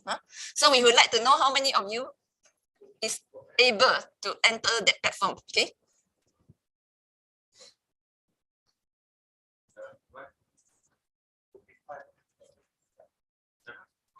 Oh, okay, good. I've seen, wow, many already entered Telegram group. Well done.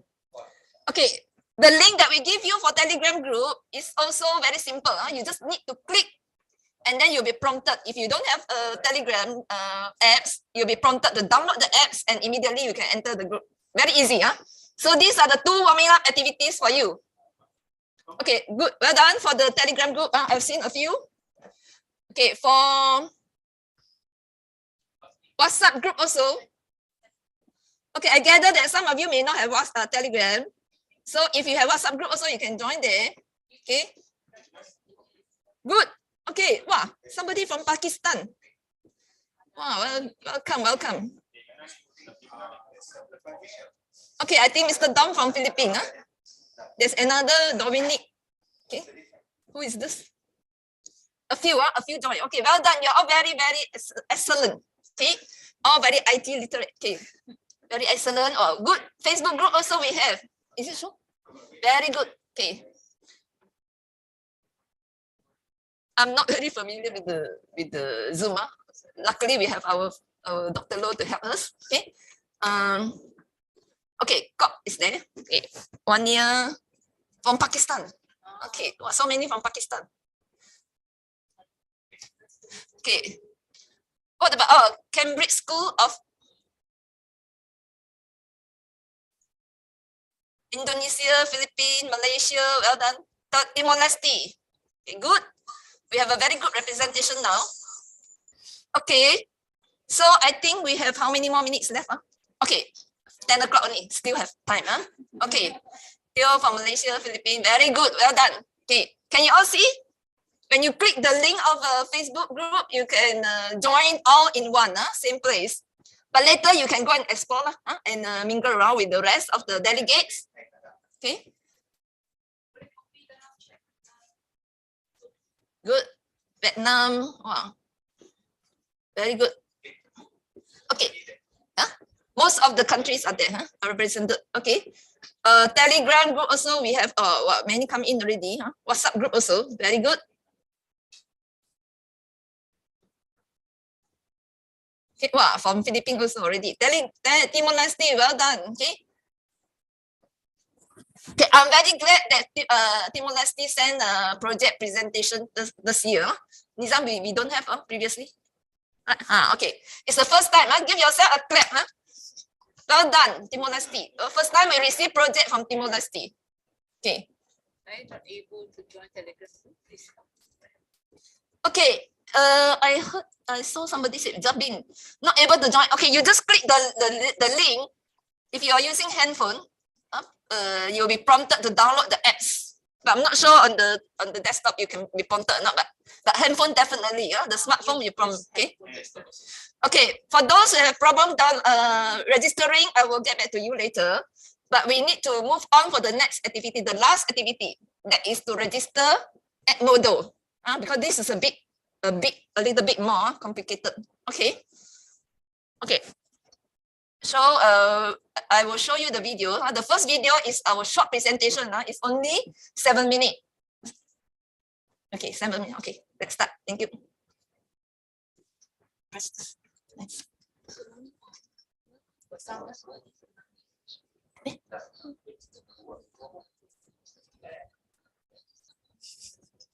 said the wrong media. I already changed the alumni group. No. It's okay.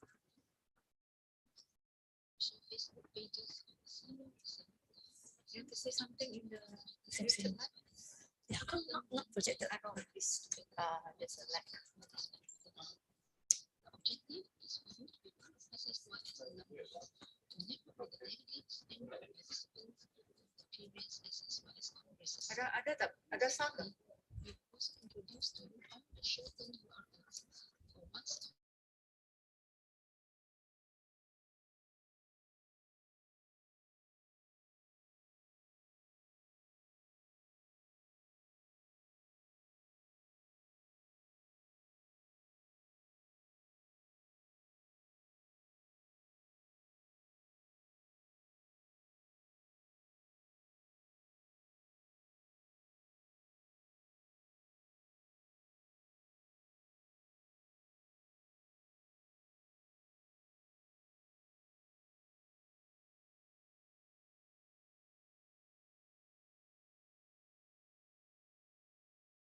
Play again. Okay.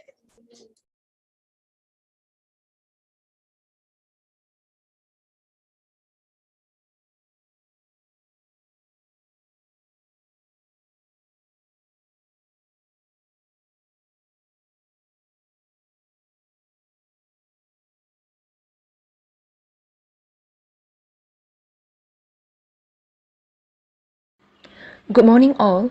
Welcome to SSYS Alumni Session.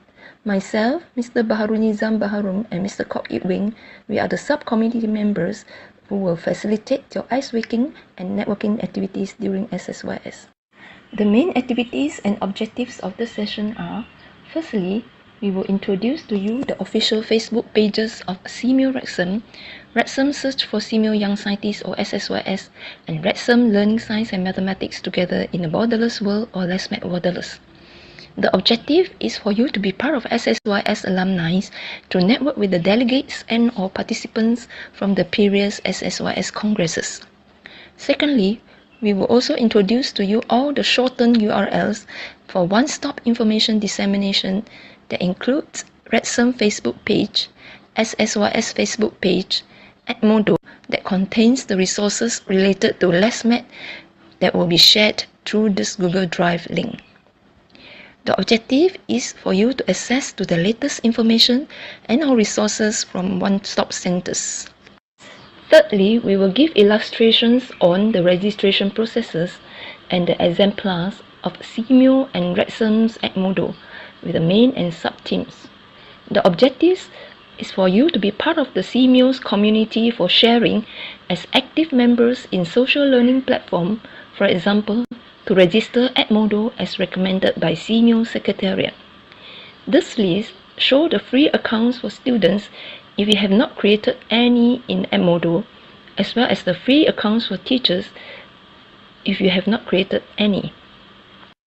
This is the official Facebook page of SEAMEO RECSAM. The shortened link is http://bit.ly SEAMEO RECSAM FB page. Please like this page and follow us. This is the official Facebook page for Search for SEAMEO Young Scientists, where SSYS delegates registered and do networking activities. The shortened URL is http://bit.ly SSYS FB group. Edmodo is as a social learning platform for ICT-based assessment. The information to register will be updated every now and then. Please check http://bit.ly LessMed Borderless Facebook group URLs as above. Also, the following two URL are important for you to participate: http://www.edmodo.com or bit.ly LessMed@Modo. This is the summary guide to join the LessMed Borderless Edmodo group. Firstly, go to the http://www.edmodo.com or visit http://newedmodo.com using your smartphone or computer. Then click on the tabs Get Started as a Teacher. Follow the instructions to create an account. After entering your name, click the tab Have a Code, Join a Class or Group below Explore. Then enter your code KA6CA2.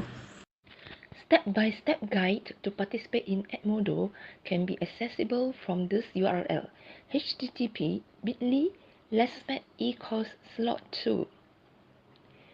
This slide shows how you can join the group, the LessMed Borderless group, by typing the KA6CA2 inside this index platform after you enter the Edmodo social learning platform. After you have created an account and joined the LessMed Borderless group by clicking Join Group and type KA6CA2, you will come to this page and you can actually upload your students' work by clicking the attached file, or you can let them upload and then you do the evaluation, alternative evaluation. Okay. You can also add the data from the library, so means you have to use the same Gmail account where you create your account for Edmodo. Then whatever things that you have uploaded in the same Gmail account, the Google Drive there, can be accessed from the library in this Edmodo. This is a print screen of library as mentioned earlier.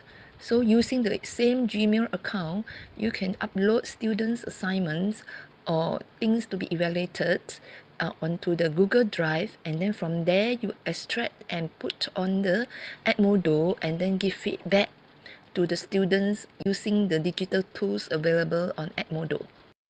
This print screen shows that you can use Edmodo as a web-based resource for assessment. For example, you can assign the students to submit the assignment at certain due date, and then you can add their performance into the grade book. It serves as exactly like the learning management system. You can also create quiz or poll to have interactive discussions with the students on this platform. This is a print screen to show how you can create poll. Actually, there are many examples inside the Edmodo social learning platform. Once you join the LessMed Borderless group, you can see a few examples there, like quiz, poll, assignment, and so on. This slide illustrates some examples posted on Edmodo under different subteams. For example, the sharing by student teachers of Dr. Chin from IPG-TB Penang was posted on climate awareness and disaster risk reduction education. The sharing by project team from Sabah, who was the first prize winner of Max ESD Award 2021, was posted under Conservation and Wise Use of Resources, or CONWO. The sharing by project team, who is the first prize winner of Learn Smart 2021 under Teleheal category, was also posted on Teleheal, Telecare and Healthy Lifestyle subteam. The sharing by project team member was the first prize winner of Learn Smart 2021 under WebC category was also posted on Values-Based Sustainable Education, or WebC. You can also use other social learning platforms such as Telegram and WhatsApp as digital tools for assessment in learning. You are welcome to join the LessMed Borderless WhatsApp group and Telegram groups. We also have a group for online learning participants. That is in the Telegram group by inviting LessMed eCourse Telegram group. Thanks for your attention and active participation.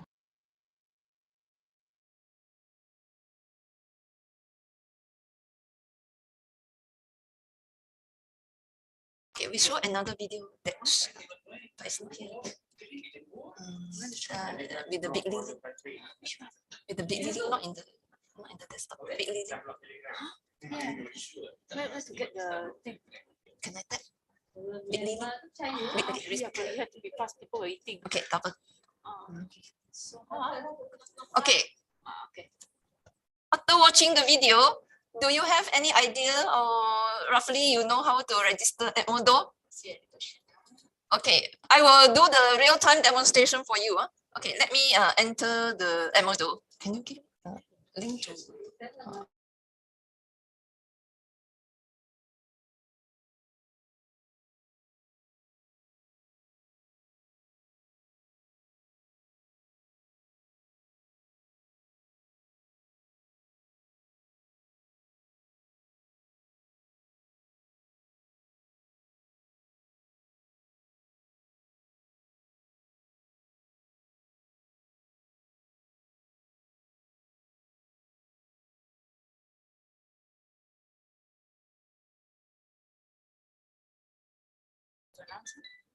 Okay, we are going to demonstrate how to register using Edmodo. It's another video that the link is already given to you.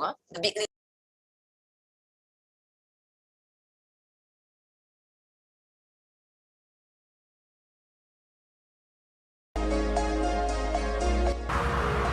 What's up guys? In today's video, I'm gonna be teaching you how to log into Edmodo.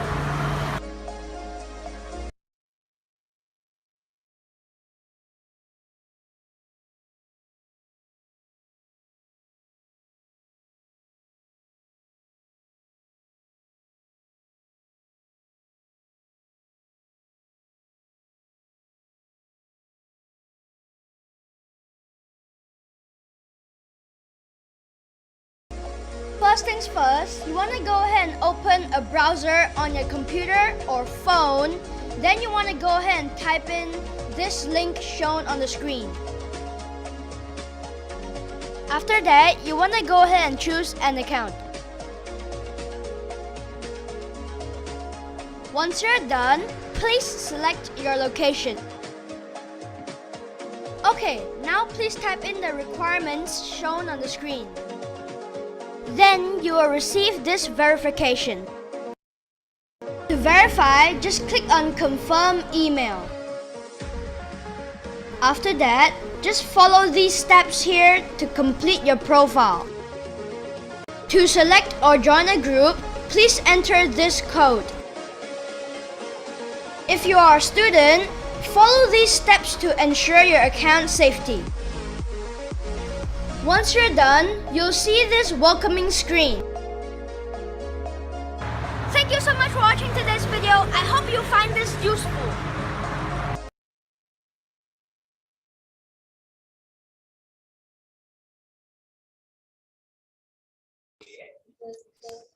Okay. Do you have any idea? Or you still need me to have real-time interactive demonstration with you? Okay, let me enter my account. Okay. You have to share screen. Yes, yes, yes. But while waiting for me, kindly register Facebook and Telegram. Okay, I will take maybe 1 minute. Huh? Okay.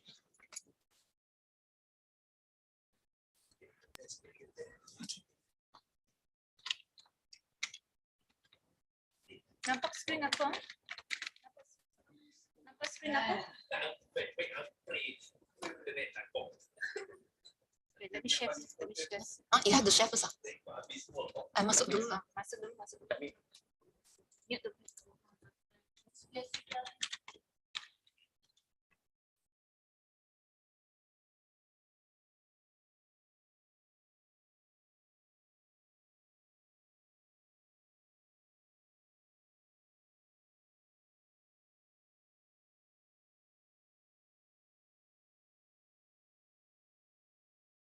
Okay, I'm already inside my account. Can you see the this platform?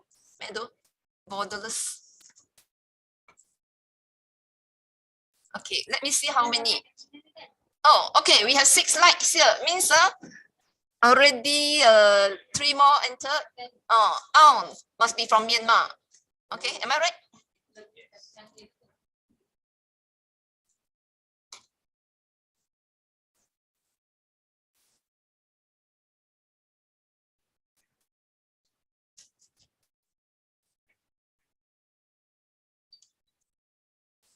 Five comments. Okay, when you enter, please introduce yourself by typing here.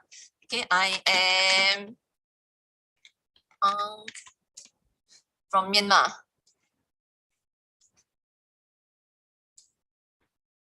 AUNG, huh? From Myanmar.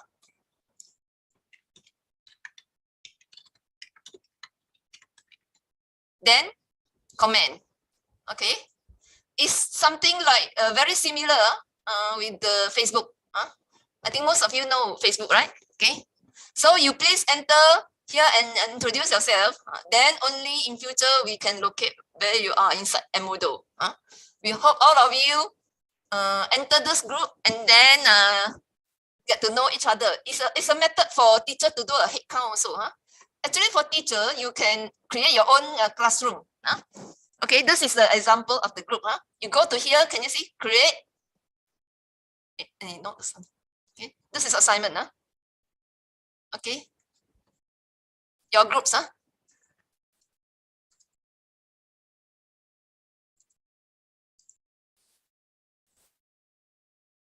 Okay, create small group. So you can create your own classroom. If you're a teacher, or even student, also you can create your own group. Okay, but if you want to know the SSYS delegates or the other participants from my Let's Learn Smart team, then you go to Borderless. Okay, this one. Then okay, can you see if you register successfully, you can see the Borderless here. Remember to click the join code. Okay, I already joined, so I don't see the join code that prompt me to create. Okay, but I can create another group. Okay, for this. Okay, maybe I go back to the home. Then I want to join. Okay, I'll go back to home. Then I can see. Can you see? If I go back to home, I can see the term join a group. Okay. And then from here, you type the what? KA6CA2. Okay. Are you with me so far?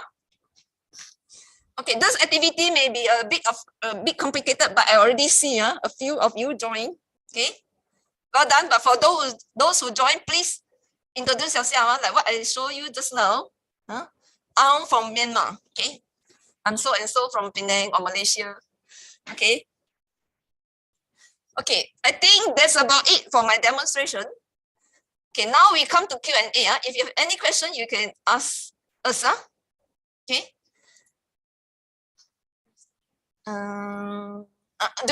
Do you want to still see the screen, or I can minimize? Cannot. Can I minimize and see the platform? I cannot minimize. Okay, the Q&A. I want to see the no answer, no question. No question. Then I go back to the sharing part. Oh, got. Okay. Ariba. What device do you use? You use computer or handphone? Cannot join. You want to check the question in YouTube? Yeah. Any questions from YouTube? If Mr. Kok is around.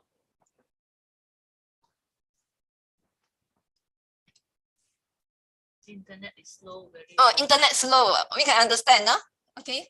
Do everyone need to join this? Do everyone need to do this? Yeah, you are welcome, and you can do it later when your internet is better. We can foresee this problem. That's why we ask you to join Facebook group and Telegram group first, because these two are practically easier. So once you join there, later you can slowly to pick up how to join the Moodle. We will give you some more tutorial. Okay. Okay. I would encourage you to download the videos onto your desktop. Okay. You download the video onto your desktop. Okay, Mira, can you use handphone? Because if you use a smartphone, immediately you click the link, you'll be prompted to download. Quite easy, okay? You don't need to download the apps first, but by clicking the link, you straight away will be prompted to download and straight away enter. It's very easy. Okay, who else got problem entering Telegram? I'm using mobile phone. You're using mobile phone? But cannot join Telegram. Later now, maybe when your internet is okay. Where are you from, Mira? From which country? I'm not sure whether is it the same thing in all the countries, but for Malaysia it's easy. Okay, we have quite a lot joining WhatsApp group. Oh, you're from Pakistan. I'm not sure about Pakistan. Okay. Oh, country block.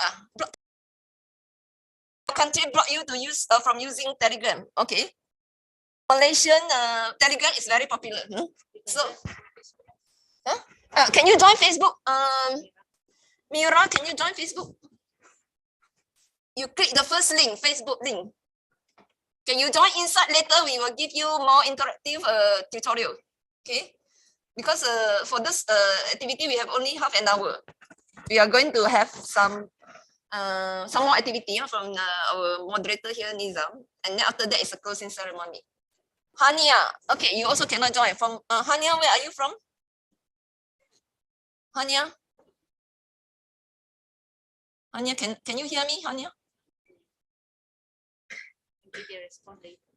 Oh, also Pakistan. Okay. I think this is the first time we have a Pakistan delegate for SSYS. They are joining as an official. Okay. Okay. Any more? That's all. No more question. Okay. Then YouTube, no question. Okay. It's about 10:30. Okay, I really encourage you all to join Facebook and Telegram group so that if you have any further question about Edmodo, we can discuss over there. Okay, but already I see some of you join Edmodo, just that you have not introduced yourself. Once you join, please go to the platform that we created and then introduce yourself. Okay, where are you from? And then you can start visiting various platforms inside the Edmodo. Okay.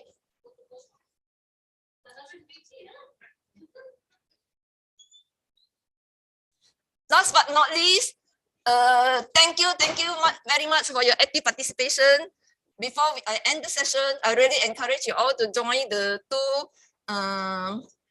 the Facebook and the Telegram group for a start. It's a very simple activity. Then we will keep you informed about the future activities. Okay.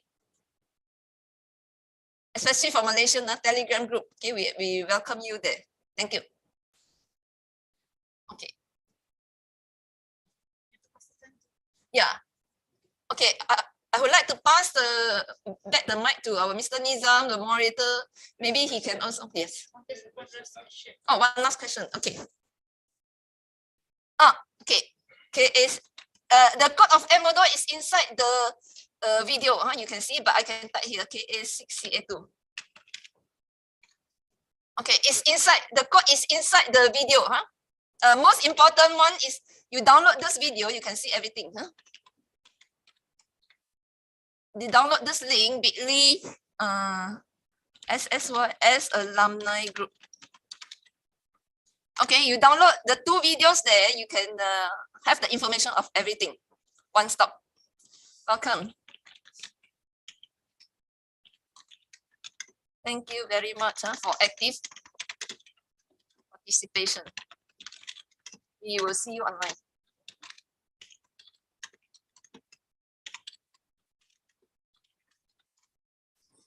Okay, thank you very much.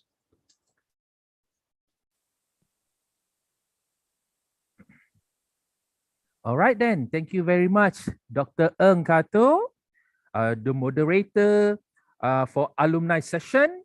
So please keep in touch. Actually, in the Facebook group, not just you guys, we have participants from the previous SSYS as well. And some of them already gone into the field, working, graduated, blah, blah, blah, and so on. So they are still there. So all the seniors are there as well. So we do keep in touch through Facebook group. And we still have half an hour before the next session, which is the award presentation ceremony. Okay, so during this half an hour, perhaps we can have a short break, 10 minutes before maybe. But for now, what I'm going to do is we are going to have a short quiz. How's that? Would that be okay? Give me a thumbs up, please. In the chat box. You want? Yes? No thumbs up? No quiz? Thumbs up? Yes, fantastic. Now, this quiz is a little bit special. Okay? This quiz is based on the SEAMEO Science Olympiad. RECSAM is going to organize the SEAMEO Science Olympiad in the year 2023 on the 6th to 10th of March. This will be the second SEAMEO Science Olympiad, and all these questions in the quiz is derived from the SEAMEO Science Olympiad. Let's see whether you guys have the guts and brain for this Olympiad. The prize for this quiz is pride. The prize is pride, meaning you will be competing among countries. Okay, we are going to do a Kahoot game, and please, when you enter, key in your country name first and then followed by your name, so that we will know which country is the best. So it's a country competition now. Okay, the winning country will win the pride of competing with all 11 or more countries attending this session. All right, ready? Hold on, let me go to Kahoot.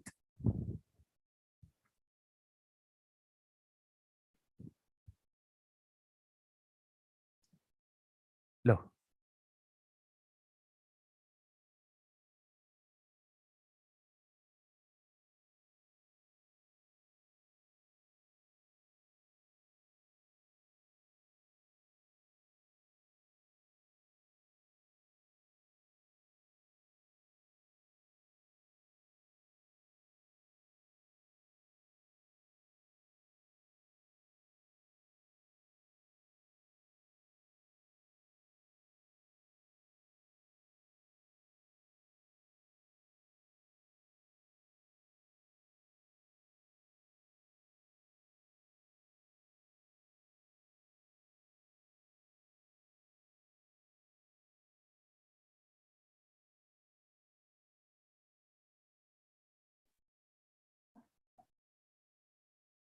Okay, now we are going to play.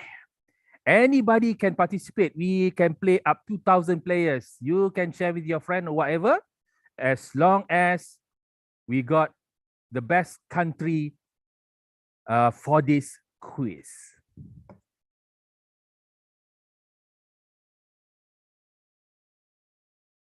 Okay, all you need to do is go to your browser,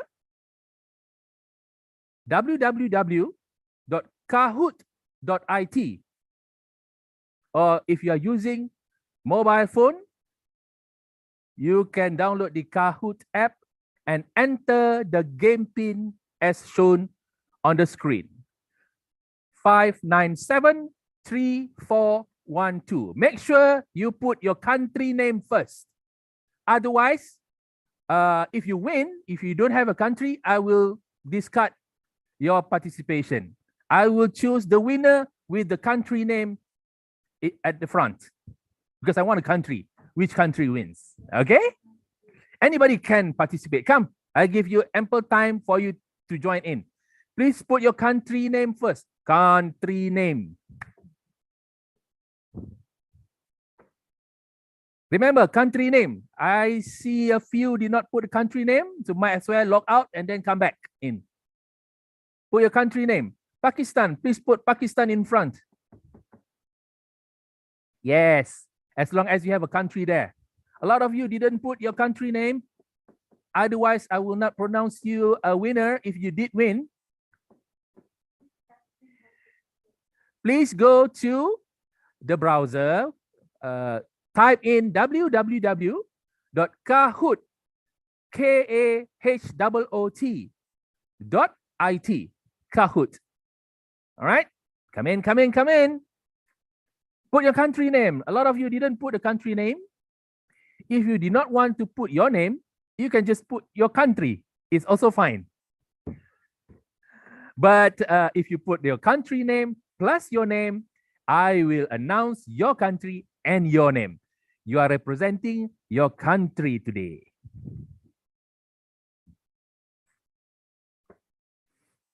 All right, fantastic. Come in. I give you ample time, a lot more to go. Okay, still people coming in.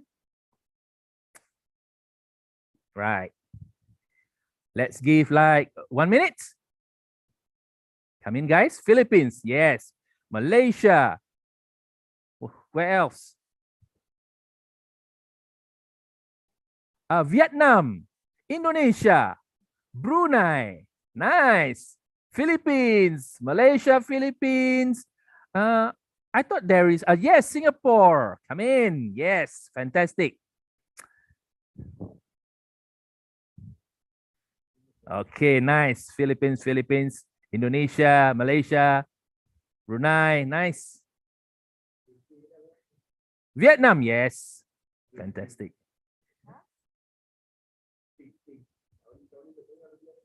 Pin, okay.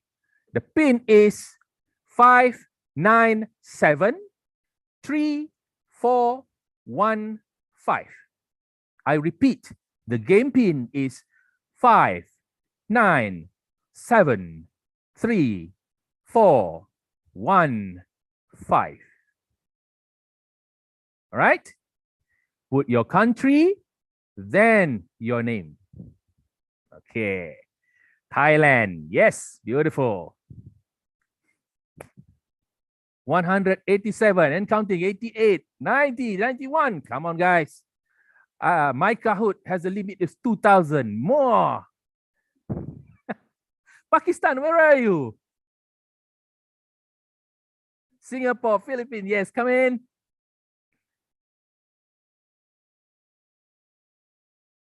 All right, good.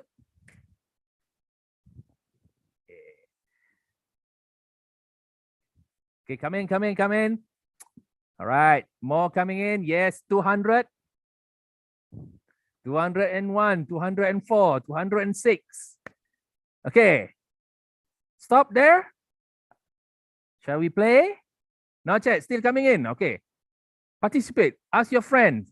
Ask your teacher even. I doubt the teacher can answer this question as well. It's an Olympiad. Right. Come in, guys. RECSAM staff, you are welcome to join in as well. The questions are developed from my end, so you guys do not have an answer as well. So join in. Come and join the fun and represent Malaysia for Malaysia staff. Dr. Warapon, you can represent Thailand as well, if you wish. Mr. Shohei and Hiroshi, you can represent Japan. Come on. Raise hand. Anything that I can help you guys?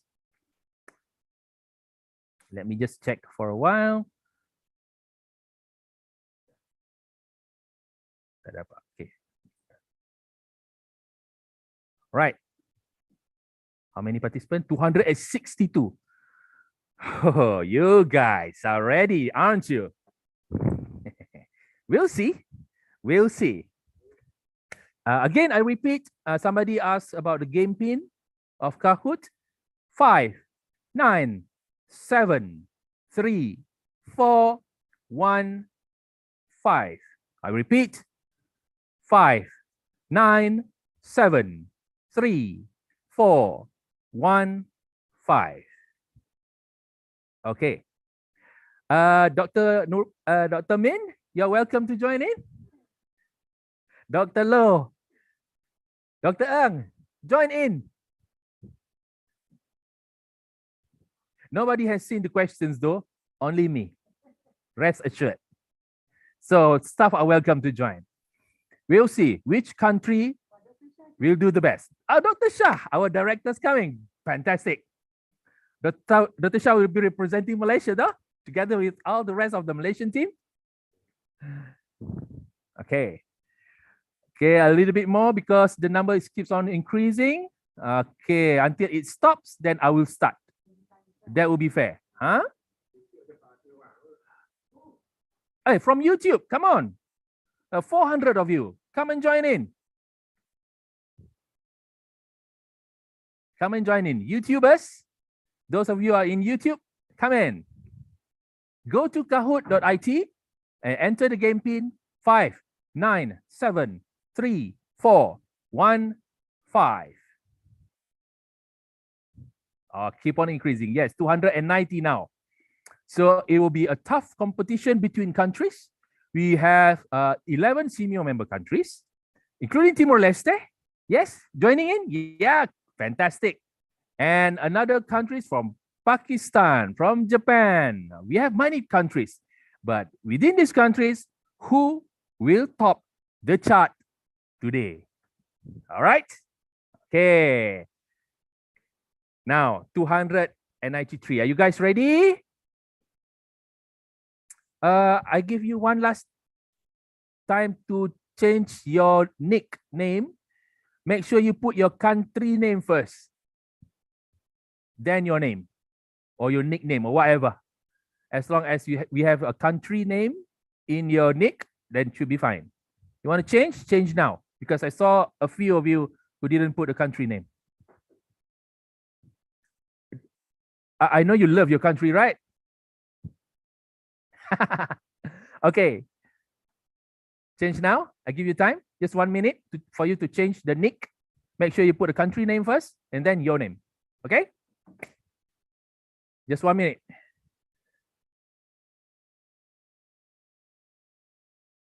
Okay, Dr. Warapon is joining, representing Thailand. Okay. For Kahoot game, just so you know, even though you answer the question correctly, Kahoot have an AI, artificial intelligence, that will also calculate how fast you answer the question. So if there is a tie, definitely somebody will win because of the fastest to answer the question. So in order for you to win, you have to answer fast with the correct answer. Got it? Cool. 310 now. Okay, cool. Ready? We are going to start in 3, 2. Oh, the number is still increasing. Okay. All right. Yes? Okay. Just, all right. 30 seconds.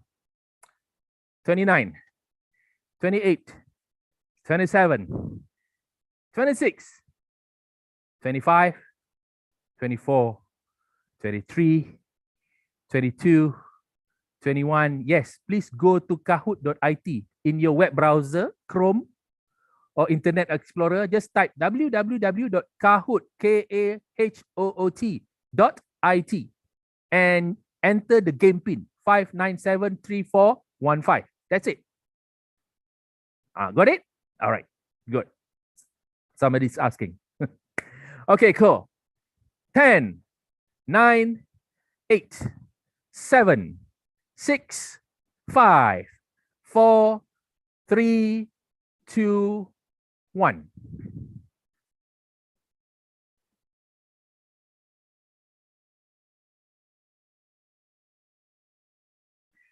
Just so you know, this is for second SEAMEO Science Olympiad, which will be held by SEAMEO RECSAM on 2023, 6 to 10 of March 2023, in campus SEAMEO RECSAM. We are planning to do it hybrid, physically here in RECSAM campus, and also online.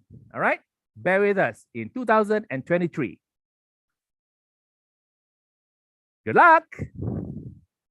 May the best country wins.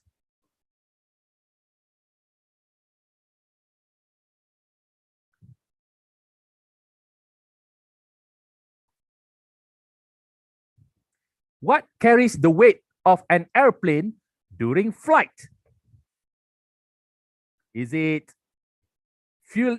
The answer is wings. We have 29 answer it correctly. Good. Now, second question is, Philippines is leading. That's cool. Next. Which of the following is the most commonly used method for land leveling design? Contour adjustment method, plane method, profile method, or plane inspection method?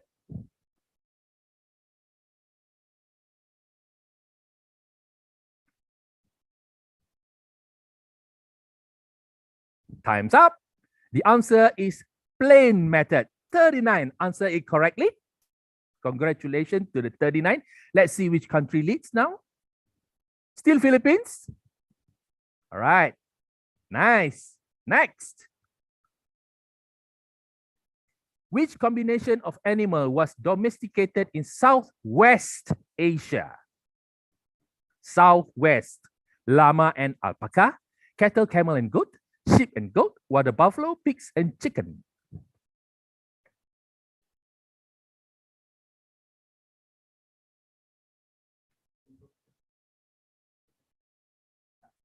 The answer is sheep and goat.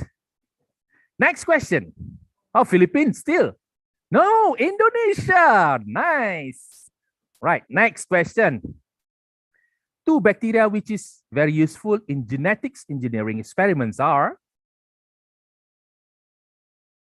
Escherichia and Agrobacterium, Nitrosomonas and Klebsiella, Nitrobacter and Azotobacter, or Rhizobium and Diplococcus? Which one?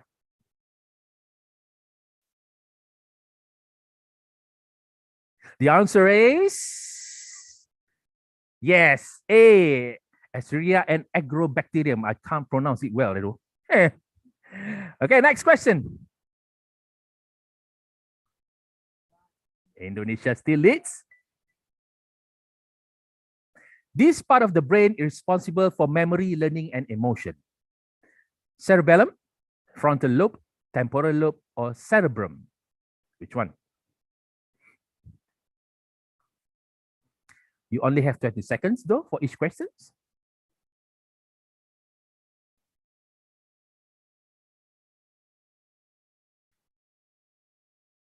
The answer is cerebrum. 76. Got it correct. Indonesia remains the top.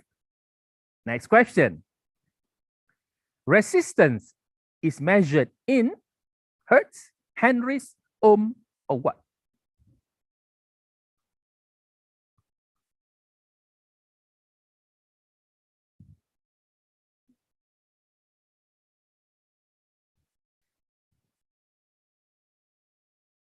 All right, the answer is ohms. 80 got it correct. Nice. Leading? Still, Indonesia? No. ODR. ODR is wrong? Okay. ODR. Tell me later. Or otherwise, it's Malaysian. All right, next question. Steel is an alloy between iron and what? Copper, silver, carbon, chromium?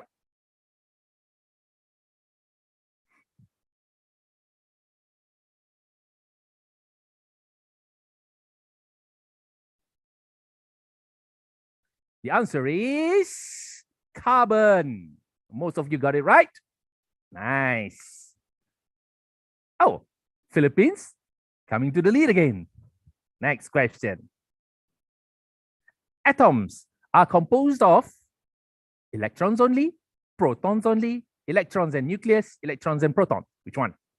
Ah, come on. This is basic, guys. I know you can do it. 5, 4, 3, 2, 1. The answer is electrons and nucleus. Eh? Wow, you still got it wrong? Never mind then. You need to study more though. All right, who leads? Philippines still. Next question. Who is regarded as the father of pharmacy? Father, not mother. Father. David Walters, Gallen, Peter Eckenberg, or William Proctor?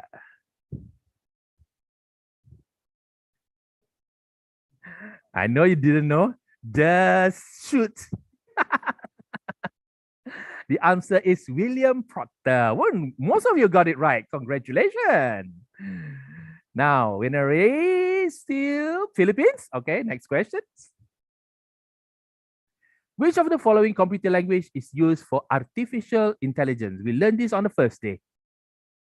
Fortran, Prolog, PHP, or COBOL?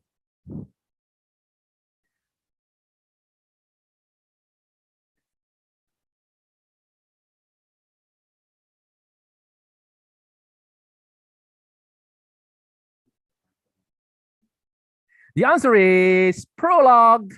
Wow, it's an even numbers. Only 56 got it right. And leading still Philippines. Next question. What is the blinking symbol on a computer screen? If you answer this wrong, I can't see anything. Come on. Come on, guys. You guys can do it. All of you must got it right. Yes. 5, 4, 3, 2, 1. The answer is cursor. Oh my God. All right. Next. Leading still Philippines. All right, cool.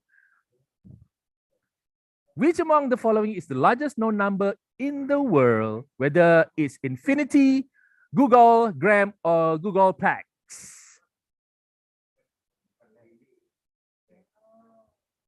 Come on. The largest known number in the world is Googleplex. Yes.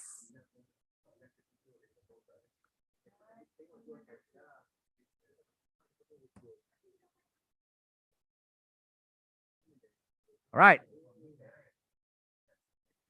Next question. In which number system there is no symbol for zero?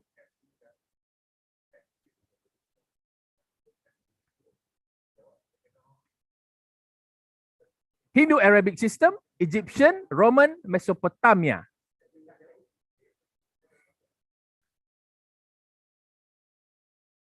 Roman, nicely done. Next. What is the nervous tissue made of? Neurons and glial cells, neutron, neurons and stem cell, or neutron and stem cell?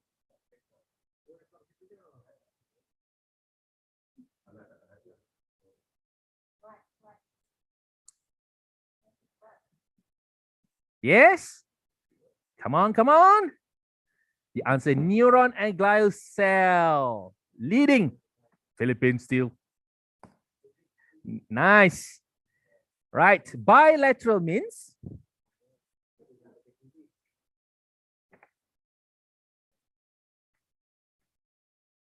on both sides, on same side, on one side, or on the other side.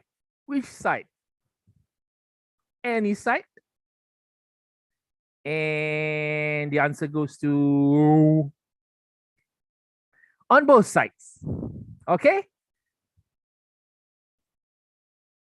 Philippines still. The heart and lungs are located in which cavity? Dorsal, cranial, spinal, thoracic.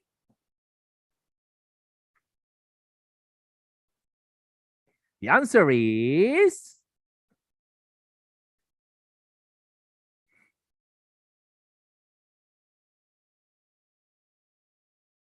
thoracic. Yes, fantastic.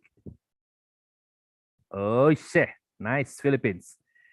Okay, a few more questions left. In science, a hypothesis that has been confirmed through numerous tests is known as opinion, speculation, assumptions, or theory.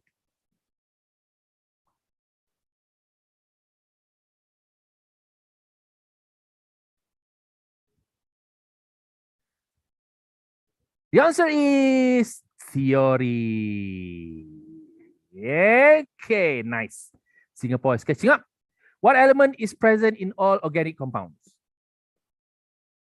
Oxygen, hydrogen, sulfur, carbon.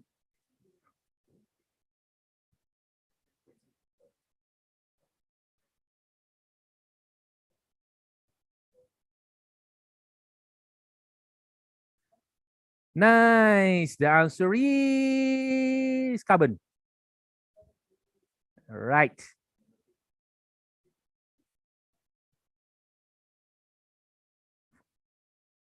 Okay. The part of a company earning of profit which are paid out to shareholders is known as capital gains, dividend, interest on borrowing, or taxes.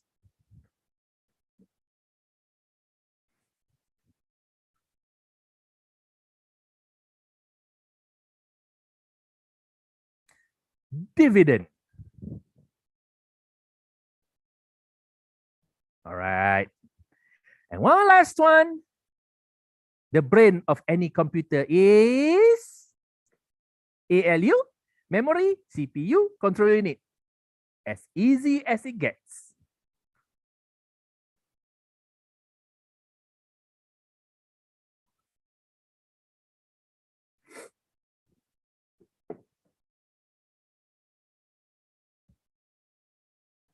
All right.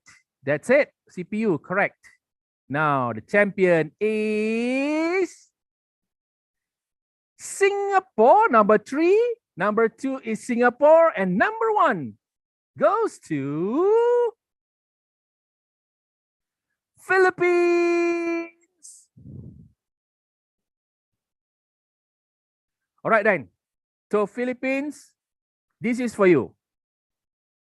1, 2, and 3. Congratulations, Philippines.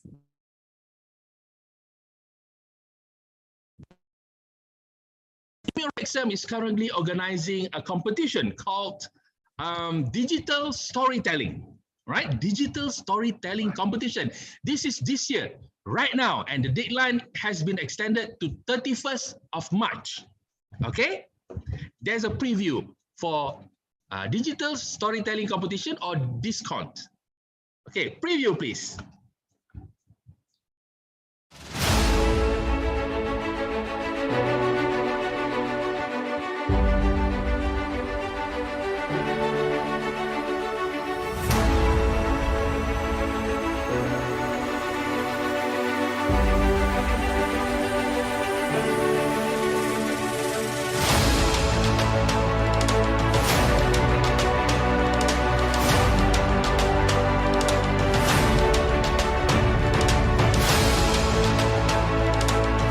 Registration is free for all, so come and join us. Scan the QR code here or click the link in the chat box. Thank you.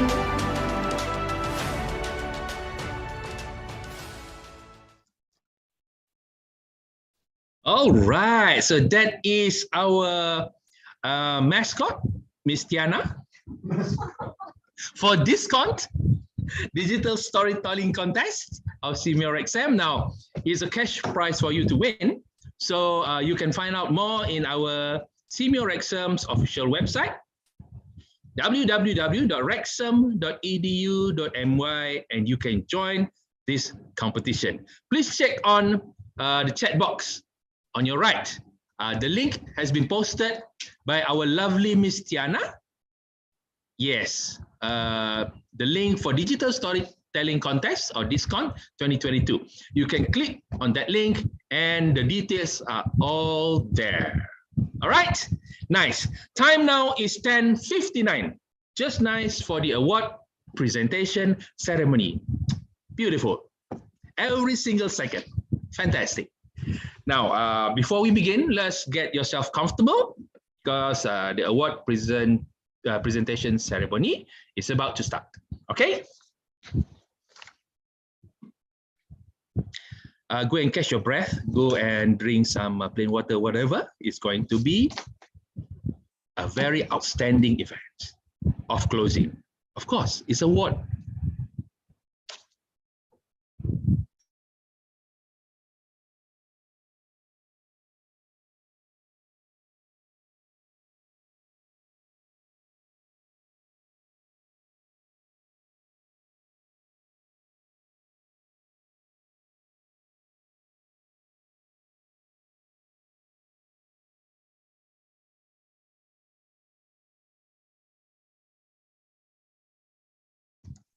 All right, ladies and gentlemen, Assalamualaikum warahmatullahi wabarakatuh, and a very good morning to all who are present here today. Dr. Shahjahan bin Asanarkuti, the Center Director of SEAMEO RECSAM, who are present with us right now. Dr. Wan Razmin, the Deputy Director for Training and Research. Mr. Amran Mahadi, the Deputy Director for Administration. Ms. Nisi Bai, the Chairman of ICCCM. Together with Ms. Lu Hui An, the Regional Director for ICCCM, SEAMEO Secretariat and Center Directors who are present with us today, officials from the Ministry of Education and SEAMEO Network, honorable judges, teachers, students, distinguished guests, RECSAM staff, ladies and gentlemen. Welcome to the award presentation ceremony of Search for SEAMEO Young Scientists 12th Regional Congress with the theme Empowering Innovative Young Minds for Sustainable Future. Now, to kickstart our award presentation ceremony, let us start with SEAMEO song and RECSAM song.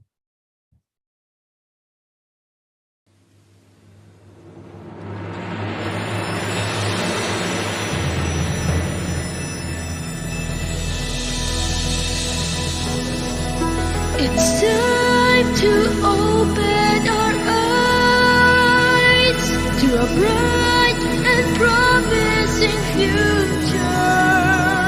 We'll rise to the call of the times and create a stronger tomorrow. Let's start to make a difference, teaching everyone to learn through science, health and technology. We will share our expertise by promoting knowledge and policies. We can build a better world.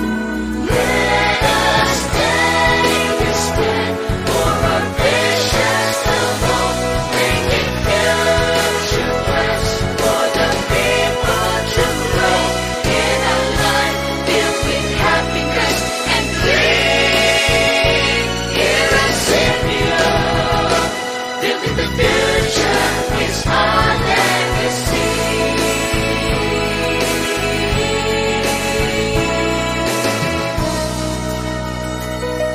We'll achieve our goals through partnership, creating opportunities. By working hand in hand, we can accomplish all our dreams. For a better quality of life is now within our reach.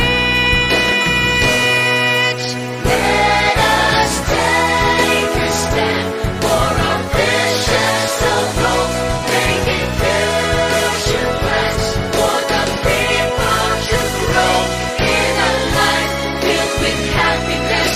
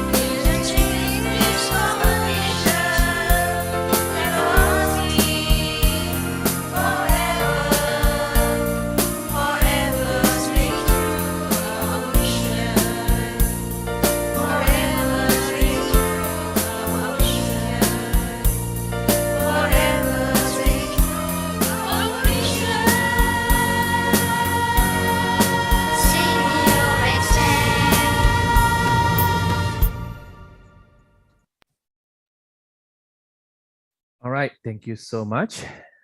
That is SEAMEO song and RECSAM song. Now, ladies and gentlemen, we would like to welcome Dr. Wan Norazmin binti Muhammad Sabri, Deputy Director for Training and Research, to deliver her speech. Please welcome Dr. Wan Norazmin. Thank you, Mr. Nizam. Bismillahirrahmanirrahim. Assalamualaikum warahmatullahi wabarakatuh. A very good morning to Dr. Shah Jahan bin Asanakuti, Center Director of SEAMEO RECSAM, SEAMEO Secretariat Director and all SEAMEO Center Directors, Ms. Nisi Bai, Chairman of International Cultural Communication Center Malaysia, ICCCM, Ms. Lu Hui En, Regional Director, ICCCM, Mr. Amran bin Mahadi, Deputy Director, Administration Division, SEAMEO RECSAM, Dr. Lo Suling, Head of Secretariat, SSYS 2022, all officials from SEAMEO networks, Ministries of Education, State and Districts Education Officers, schools, all our stakeholders and working partners, honorable judges, teachers and students, distinguished guests, and SEAMEO RECSAM staffs. Ladies and gentlemen, this 12 SSYS symbolizes our commitment to this mandated event, which is supposedly to take place in 2020, but due to the COVID-19 pandemic, we have to postpone it to 2022 this year. The planning and preparation has begun since early 2021, and today it marks the last day of SSYS 2022 event, which is held virtually. On behalf of the Secretariat, Dr. Lo Suling, Ms. Bhavani, and Mr. Faiz and I would like to express our heartfelt gratitude to our Center Director, Dr. Shah Jahan, for his unwavering support for this SSYS Congress from the first day of the Working Committee meeting until today. His ideas and suggestions have greatly aided our Working Committee in reaching its full potential. Thank you also to all members of the Working Committee who worked so hard to make this year's event a success. It is impossible to organize this event smoothly and successfully without their assistance. Special thanks to the ICCCM and Swinburne University for putting on incredible sessions for our audience. To all the honorable judges for both the science and mathematics category, thank you for your time and effort in making the event more meaningful. We really appreciate your insightful comments and suggestions during the judging and Q&A session. This time, we were able to use Zoom webinar platform in collaboration with ICCCM and hosted our event on RECSAM's YouTube channel as well. We are pleased to see that the number of registered participants has surpassed 1,000 and that the number of viewers on the YouTube channel has exceeded 8K as of yesterday, 9 March 2022. To our esteemed participants or presenters, congratulations and thank you for your participation in SSYS 2022. Without your support, this event will be unable to take place. Congratulations to all teachers, advisors, for guiding your students until they reach the final stage of the event. Your students' enthusiasm reflects your encouraging and motivating personality. As the first virtual competition event hosted by SEAMEO RECSAM during this COVID-19 pandemic, I am confident that SSYS 2022 will be a memorable event for all of us. Although you cannot exhibit your products and innovations as previously done, I believe that the experience of preparing your projects provided you with thousands of memorable, sweet, and bitter moments that I think not everyone has the opportunity to have. Another very important aspect that we greatly appreciated were everyone's commitment since the dry run session 2 weeks ago and during the judging Q&A session. You were all fantastic during these 2 sessions. I believe that all of you can have better years ahead of you. I'd like you all to give yourself a round of applause. Let us hope that the virus would be eradicated from the planet and that we can resume our normal lives and that our next face-to-face SSYS Congress will be held in 2024. I know that it will enliven the event in the same way that it did before the pandemic struck us. This year's theme is Empowering Innovative Young Minds for a Sustainable Future. This theme was clearly expressed in all 42 innovations from all participating teams. Furthermore, we were able to hold an alumni session this time, and I hope that all participants benefited from it and took advantage of the opportunity to expand your networking and make new friends from all of the SEAMEO countries. You can exchange ideas and have academic discussions with your friends while also making your time more valuable by getting to know each other. To the students, I hope that this event will pique your interest in science and mathematics even more, especially after seeing all the presenters' innovative ideas over the last 2 days. To the teachers, please remain committed, passionate, and resourceful for your students. Always be inspired and keep on showing the path to success and walk with them along the way. Finally, before I wrap off my thoughts, I want to remind everyone to stay connected. Since our event isn't ended yet, you're going to witness all of the awards being presented to the winners. We hope you enjoy our 3-day events. If you happen to be in Malaysia, please stop by SEAMEO RECSAM. Penang has a plethora of interesting places to visit. Always be cautious and adhere to the SOP. Thank you. Assalamualaikum warahmatullahi wabarakatuh. Over to you, Mr. Nizam. Thank you very much, Dr. Wan Nur Azmin. All right. The next would be the closing remarks from the Center Director of SEAMEO RECSAM, Dr. Shah Jahan bin Ahsanar Kuti. Ladies and gentlemen, welcome Dr. Shah. Thank you, Mr. Nizam.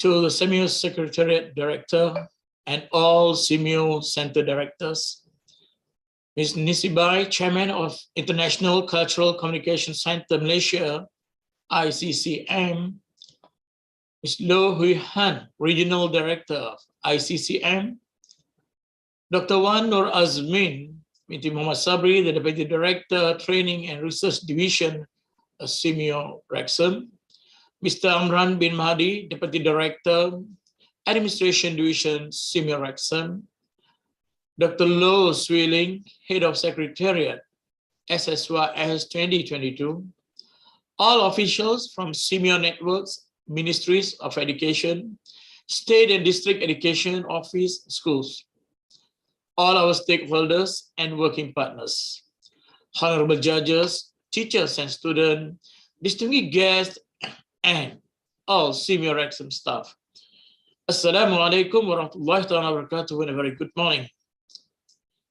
Ladies and gentlemen, after 3 days of being connected virtually in the SSY Congress, now it's come to the end award presentation ceremony, the most awaited moment.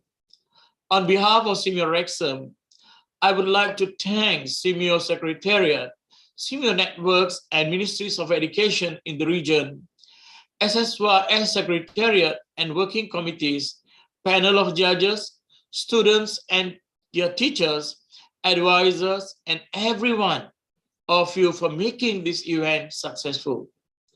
To all the audience, thank you for joining us and hope you enjoyed and benefit throughout the event.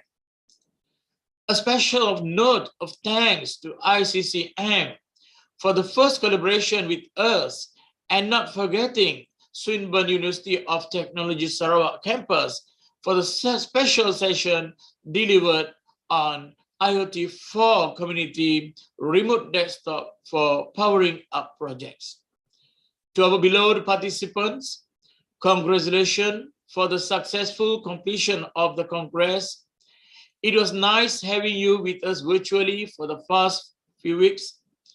The 12th Regional Congress, SSYS, aimed to develop young scientists who are competent in handling community problems for sustainable development.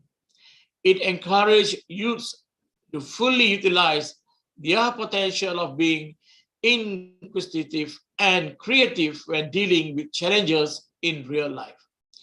I'm glad the aim was achieved successfully. Ladies and gentlemen, the root of education are bitter, but the fruit is sweet, as Aristotle's words. A review of 42 project videos reveals that students have shown their passion to maximize their great potential in conceptualizing scientific and mathematical ideas through intellectual teamwork into more practical, creative, and innovative research projects that benefit the environment, society, and economy. Let's give a big applause to all the participants for the patient ideas and innovation of the project. Even during this pandemic, COVID-19, the students managed to progress and quickly adapt to new norm of online platform. This is the first SSYS Congress carried out virtually, and I'm glad that it was successfully conducted. I'm sure that this is an auspicious moment for the young scientists, as today marks the end of your hard work in preparing and presenting scientific exhibits through this regional congress. In fact, the formulation and construction of your scientific exhibits following the Congress theme of empowering innovative young minds for sustainable future had begun long before being finally presented and judged. I'm sure that the successful completion of each of their project works lies in the collaborative effort of teamwork, including the teachers.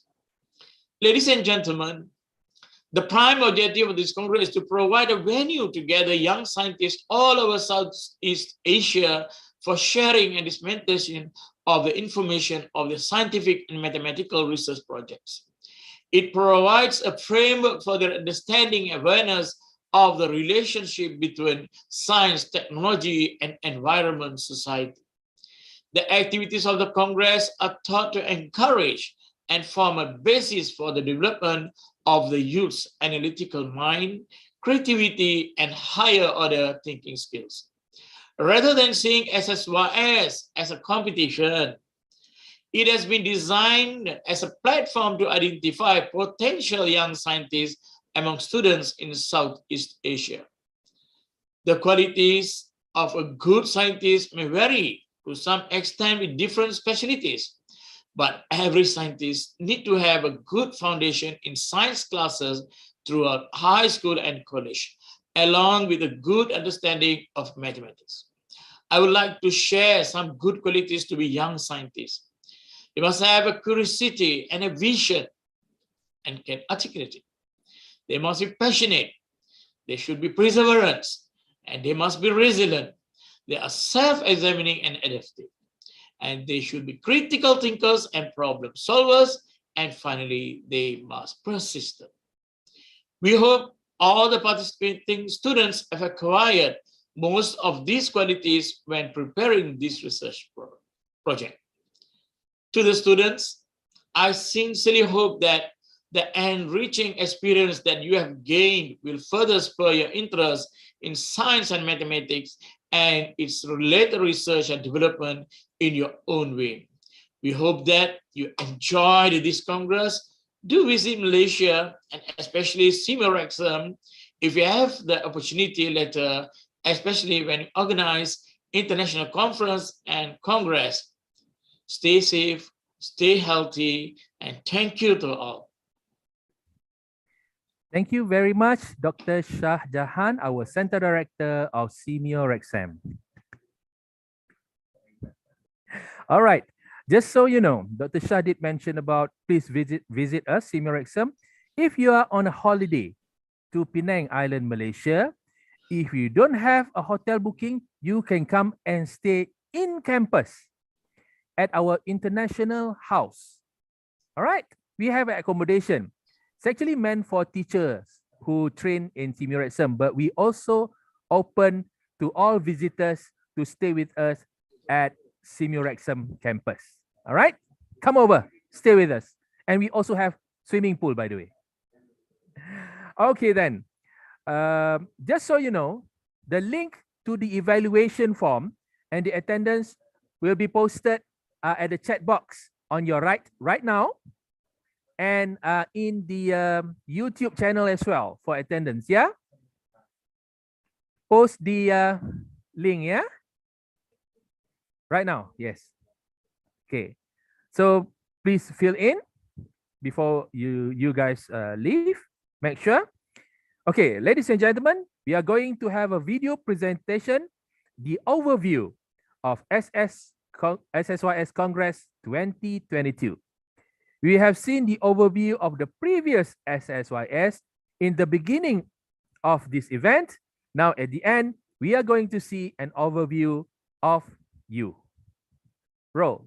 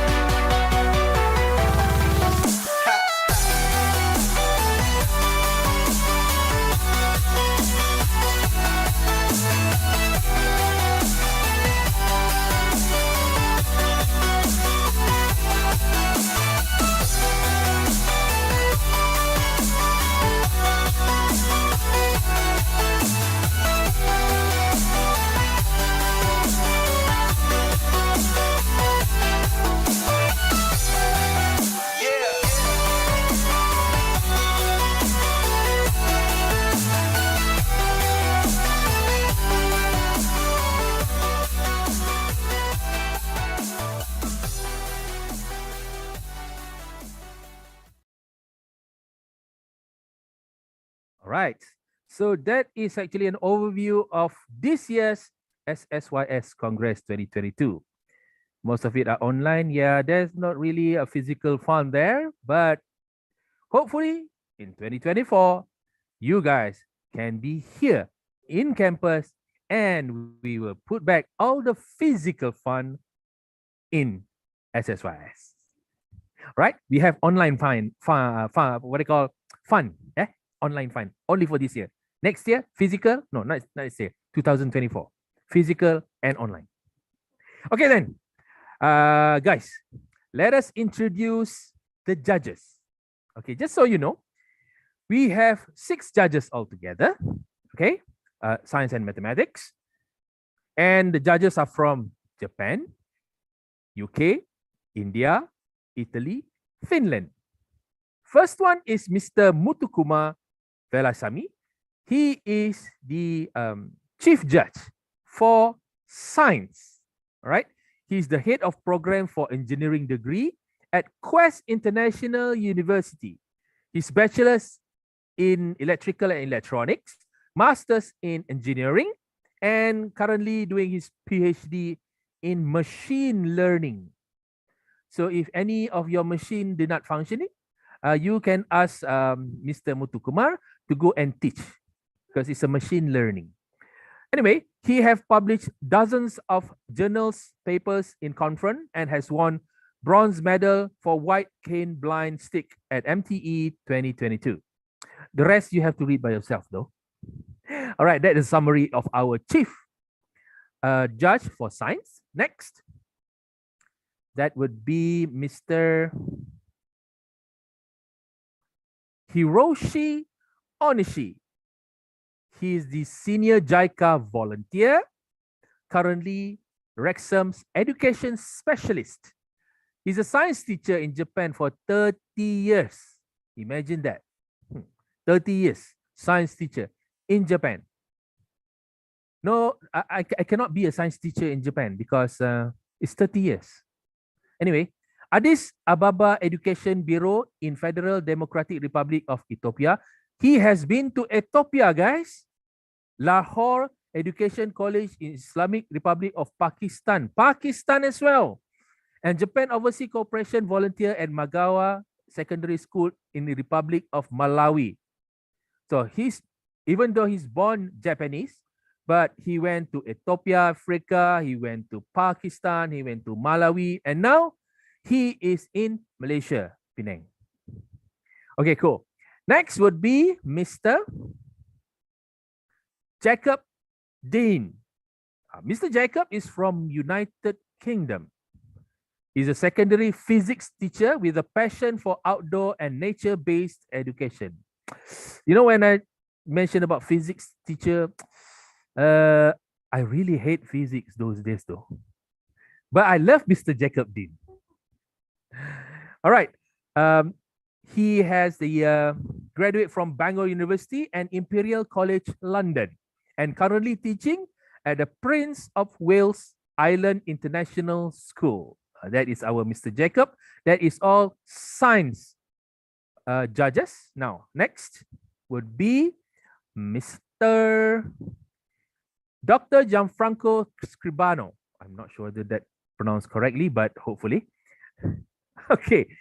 He's the chief judge for mathematics, and he's from Italy. Assistant professor of mechanical engineering at the Department of Mechanical Materials and Manufacturing Engineering, University of Nottingham. He has an MSc, Masters in Aerospace Engineering. Oh, that's cool, man. And PhD in Mechanical Engineering. And he has 8 years in research and development to develop combustion and energy system with experimental and simulation tools. It sounds cool though, but I have no idea what that is. Okay, next is Mr. Shohei Yokotsuka. He's also from Japan, mathematics judge. He is the senior JICA volunteer, Japan International Cooperation Agency, JICA volunteer, currently RECSAM's education specialist. He's a mathematics teacher in Japanese public school for 26 years. Now you can imagine all the teachers who are the judges of SSYS is all very, very, very experienced. Now, he also teaches in the Japan Gunma Kokusai Academy, which is an international baccalaureate school, and Japanese school in Melbourne, Australia. Right, next. Mr. Petri Karjalainen. He's from Finland. He's the founder of Finnish Learning Solution. It's a company, and the company internationally recognized for learning solution provider and entrepreneur. You can see Mr. Petri is like entrepreneur, you know, more like Elon Musk kind of thing. Yeah. Thumbs up. All right, then. So that is our judges then. Now, before we announce the winner, we would like to get comments from these judges. Whether how well do you guys perform, you know, how's your project, presentation, blah, blah, blah, and so on. So we will start with the first comment from the Chief Judge of Science category, Mr. Muthukumar. Over to you, sir. Good morning to each and everyone virtually here for this 12th Regional Congress Search for SEAMEO and Scientists. Thank you to SSYS 2022 organizing team for giving me an opportunity as a Chief Judge Science category. I would like to extend my special thanks to my co-judges, Mr. Hiroshi from Japan and Mr. Jacob Dean from UK, for their valuable feedback and assessment of project. As a Chief Judge, I would like to share something about SSYS 2022 and some positive comments about the presented projects by the participants. All the projects nicely illustrated, accompanied by graphs and other relevant outputs. The young enthusiastic participants aced the Q&A session with their brilliant answers, and all their projects were perfectly matched or in line with the Congress theme and the United Nations Sustainability Development Goals. Quality of the project is highly appreciable, and we are really impressed with their project work. Under the science category, a variety of biodegradable materials are used as raw materials for various applications. One school in Malaysia, they chose banana peel, coconut shell, sugarcane bagasse for manufacturing activated biocarbon, and mangosteen peel as an antifungal for onions. Petola fiber for filters, that is air filters. A school from Singapore, they came up with this idea. It's really good actually. Ficus as an oil absorbent. Rambutan fiber and water spinach as heavy metal absorbent. School from Philippines, they did this. Water hyacinth for packaging. A school from Thailand, they nicely designed this packaging thing, especially for ceramic potteries. Something like custom-made designs actually, this one.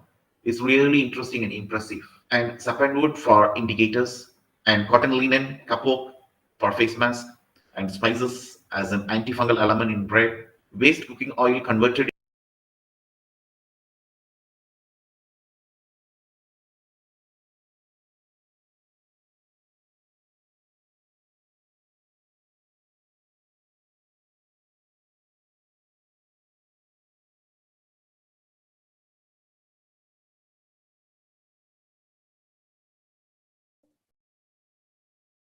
Hold on. We kind of lost a signal there. All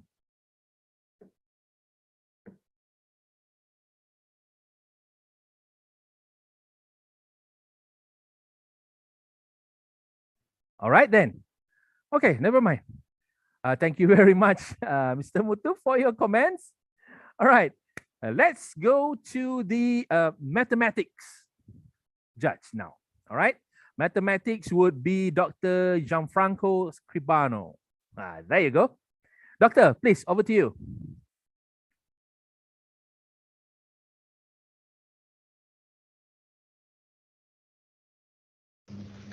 Good day. First of all, I would like to thank SEAMEO RECSAM for inviting me to be the judge in the mathematical competition under the 12th Regional Congress Search for SEAMEO Young Scientist. Being a judge in this competition has given us, the judging panel, a good opportunity to know high school students from different parts of the Southeast Asia.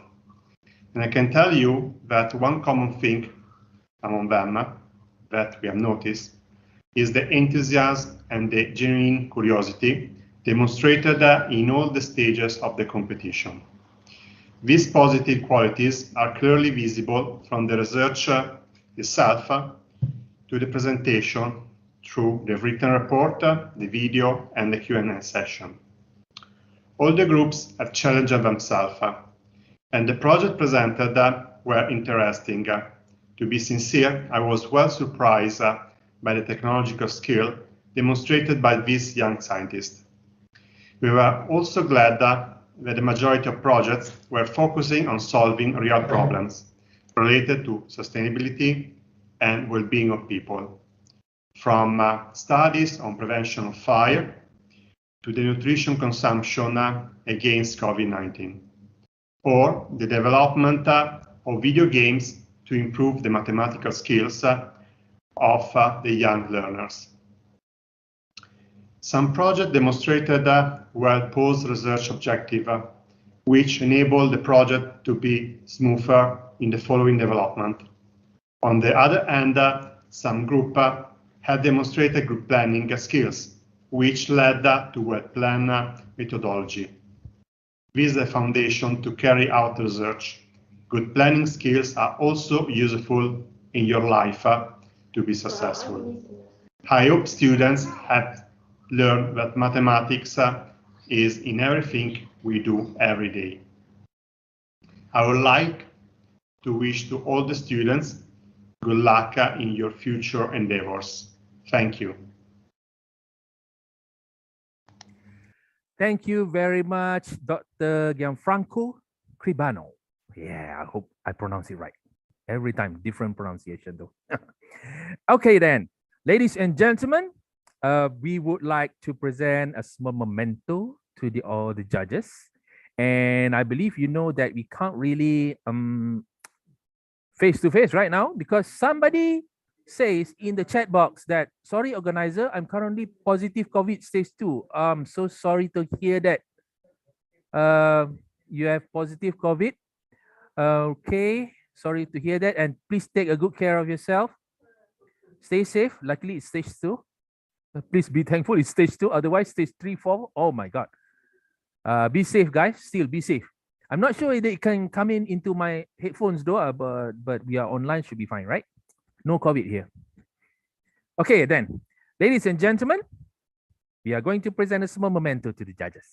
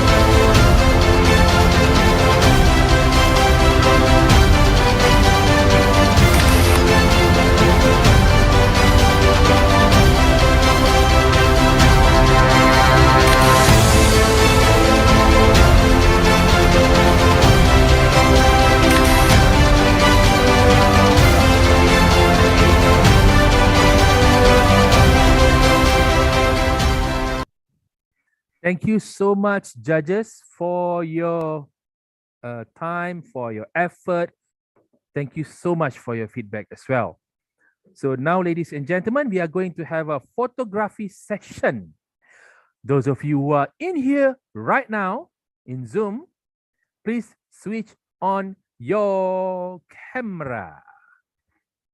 We have enabled your camera though, so please switch on. Okay. Put on your big smile. So let me check with my ICT team. How many shots do we need this time?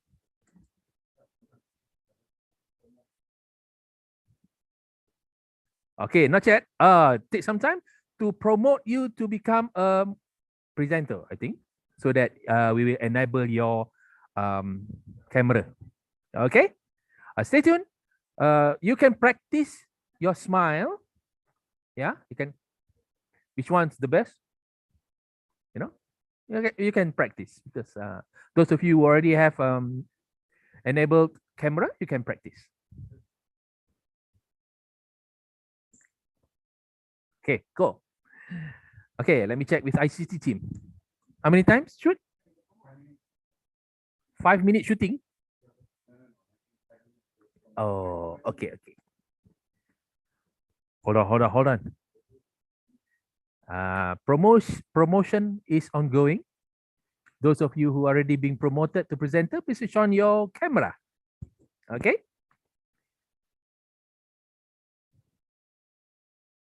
Okay, thank you so much. Nah, a little bit more. Apologies, my camera doesn't seems to be working. Oh, it's okay then. No worries. For those of you who are camera is functioning and well, please switch on. Otherwise, your name will just be appear there. Okay. No worries. You don't have to go and buy a new camera though. Okay then. Hold on. Okay, a little bit more because we need a few more to come in. All right. Okay. Hi, Simone. Philippines. Right. You guys ready? Hold on. Not yet. Okay, put on your big, beautiful smile. How many shots, team? 3 shots. 4. 5, huh? 5 shots, huh? Okay. Now 5 shots. That means you have to smile the same smile 5 times. Oh, it can be different smile as well. Yes, different smile, 5 shots. Okay, you guys ready? Okay. All right, ready? Ready? Thumbs up, guys. My team here. Ready? Okay, on my count.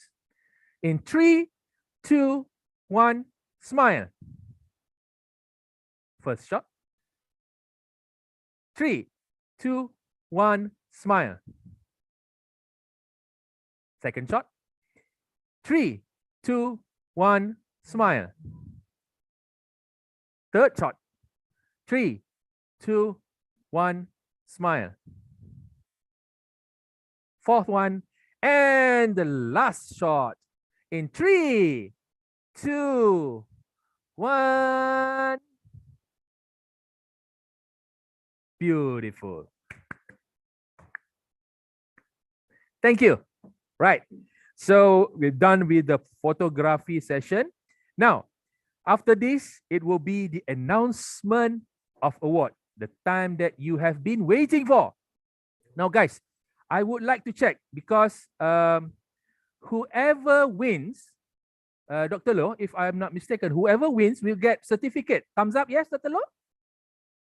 And there's also a cash prize, correct?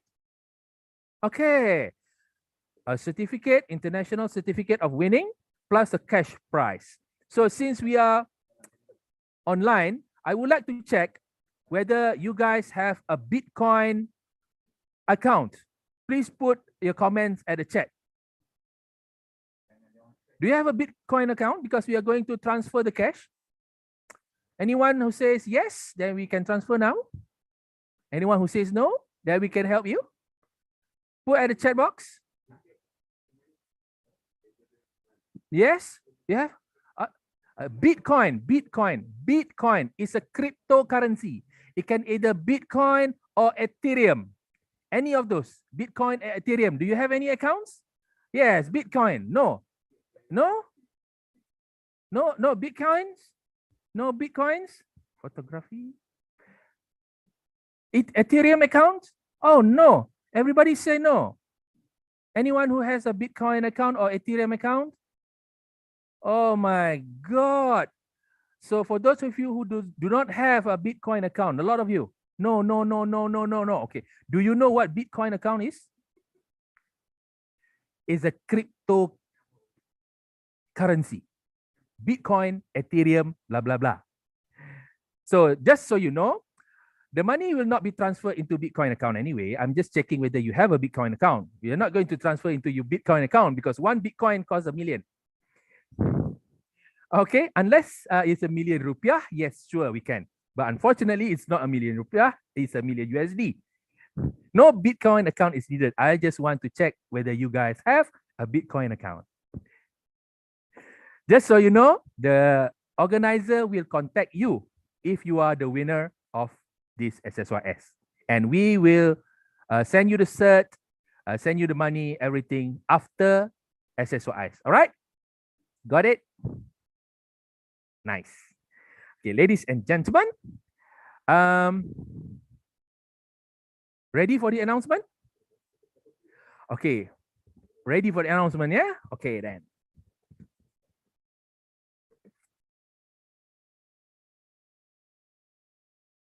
All right, let's do this.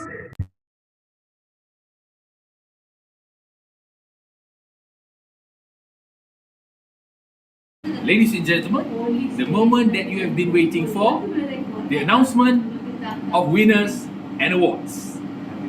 But for this announcement, I'm not going to do it here.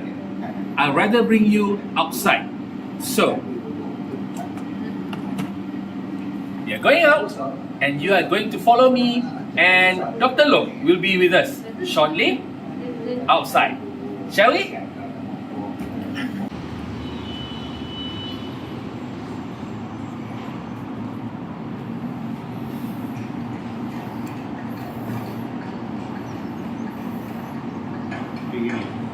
And the special award for the benefit to the local community goes to Science category from Timor-Leste, Escola Paroquial de São Pedro, Comorodili, with the project title Analysis of Substance, the use of chlorine in rice in the market of business in municipality Dili, Timor-Leste. Mathematics category from Indonesia, from SMA Negeri 2, Situbondo and Anggrek, with the project title Eco-Friendly Hexagon Prism as a sound silencer of ship engine propellers. Congratulations! A very good morning to all. Today we will learn about basic geometry shapes. Geometry shapes. Special award for educational contribution goes to Science category from the Philippines, from Ateneo de Manila Senior High School, with the project title Exploring the Carbon Footprint in an Online Learning Environment. For Mathematics category, Indonesia, from SMA Sopos, Indonesia, with the project title Investigation of Effectiveness of Zuma to construct mathematics concept using RME approach. Congratulations!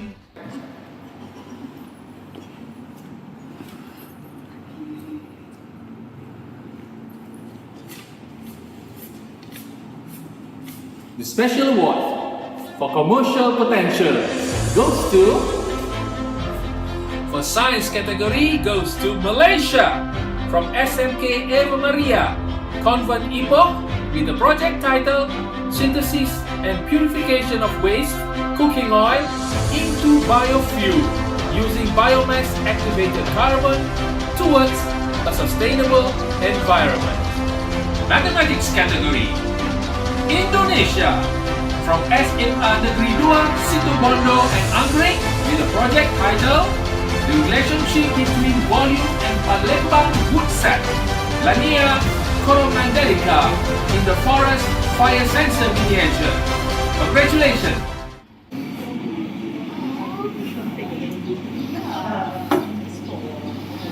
Special award for application of scientific principles and processes goes to, from the Philippines, from Tabaco National High School, with the project title Utilization of Timic Ficus nota as oil spill biosolvent for a sustainable environment.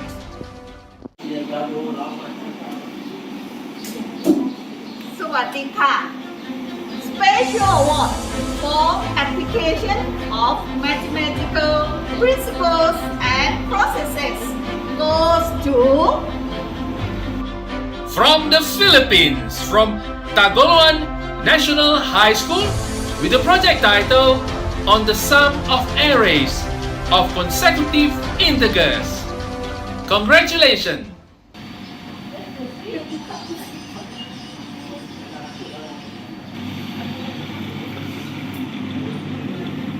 Special award for creativity and innovation goes to Science category from Thailand, from Pakat Secondary School with the project title Cushioning Packaging of Pottery from Hyacinth mixed with natural glue.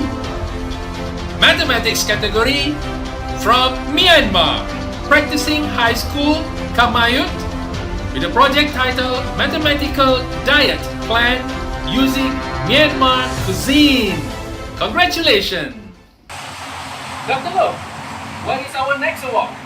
Special award for the relevancy of study to the Congress team. Science category from Vietnam, from Bac Qua Maths and Science Club with the project title Nata di Coco, from cheap dietary food to a functional material, selective oil absorbable aerogel.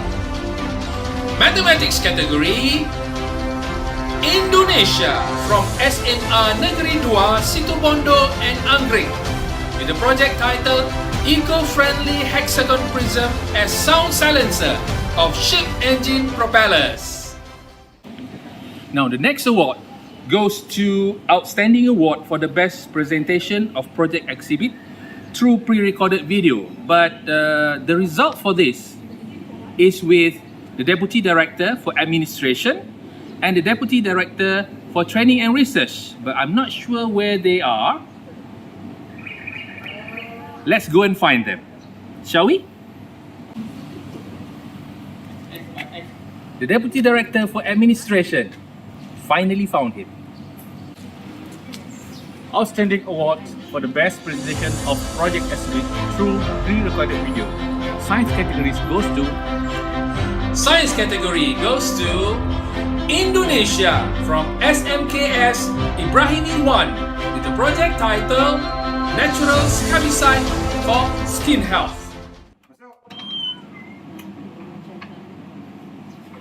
The Deputy Director for Training and Research.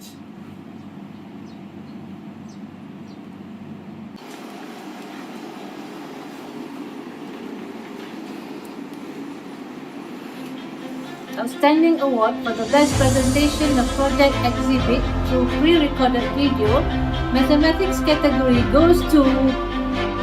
Mathematics category Myanmar, from Practicing High School Kamayut with the project title Mathematical Diet Plan using Myanmar cuisines. Congratulations! Thank you, class, for the lesson today. So does anyone have anything to say? Alright, Nizam.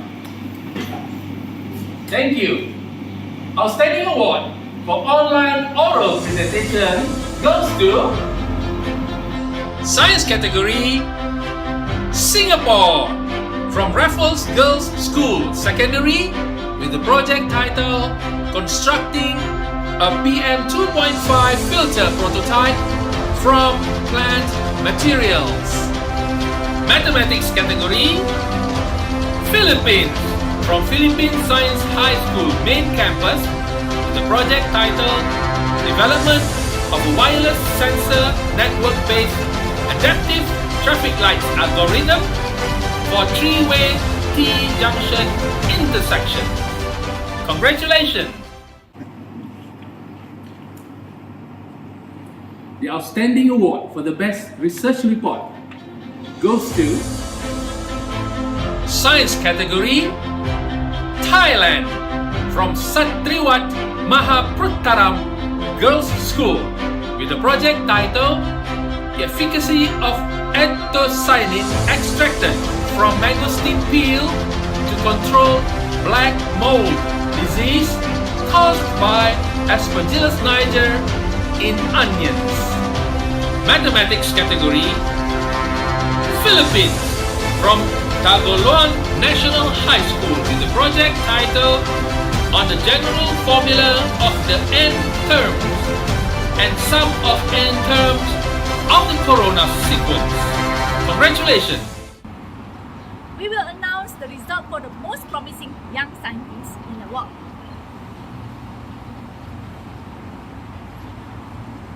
Hello? Food delivery? We would like to order 2 pieces of fried chicken, please. Thank you.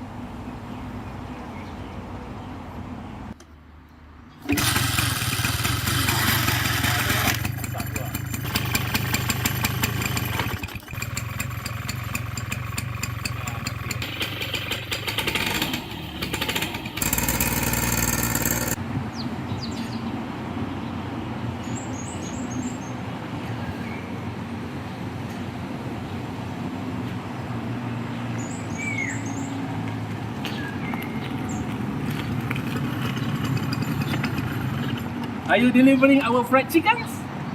No, I'm delivering the result for the most promising young scientist in the science category 2022 SSYS goes to Philippines, from Oriental Mindoro National High School with the project title Exploring the Potential of Cycloid Fish Scales as a Sustainable Bioplastic.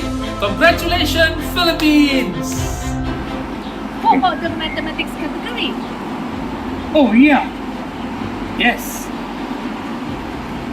The most promising young scientist in the mathematics category 2022 SSYS goes to Philippines, from Philippines Science High School main campus with the project title Development of a Wireless Sensor Network-Based Adaptive Traffic Light Algorithm for Three-Way T-Junction Intersection.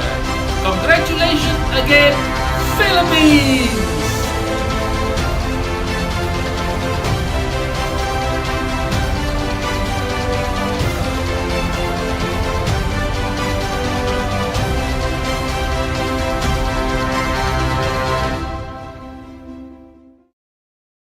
All right, congratulations, Philippines. Now, ladies and gentlemen, before we end, we would like to showcase the winning projects to you, starting with the most promising young scientist science category. Roll on, showcase.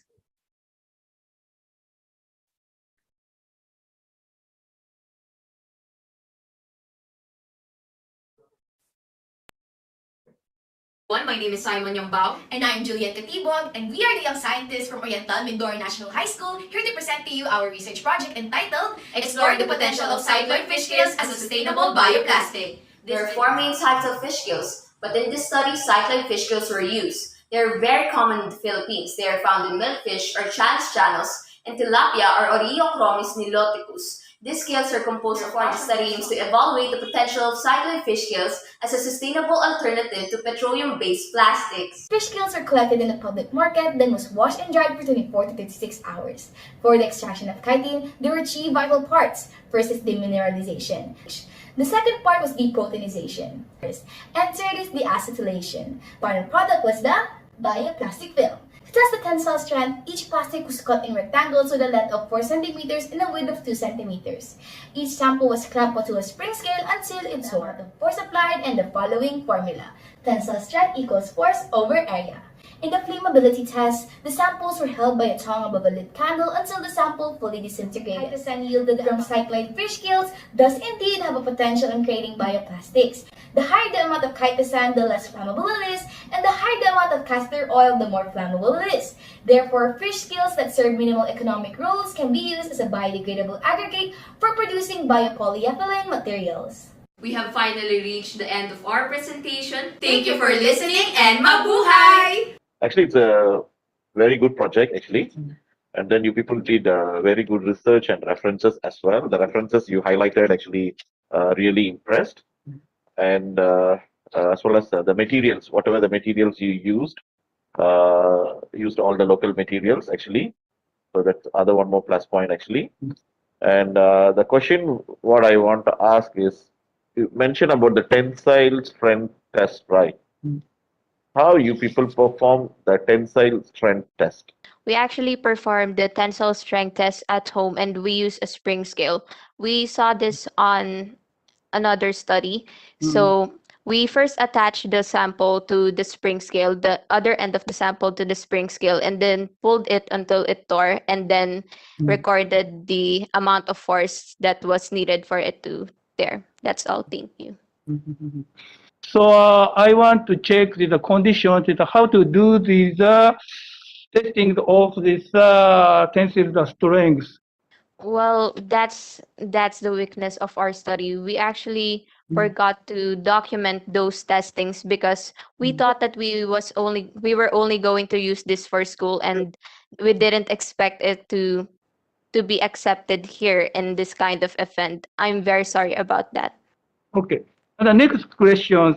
So checking where you actually this material is very interesting, and you already checked these two things: is tensile strength, and the other you choose is flammability, right?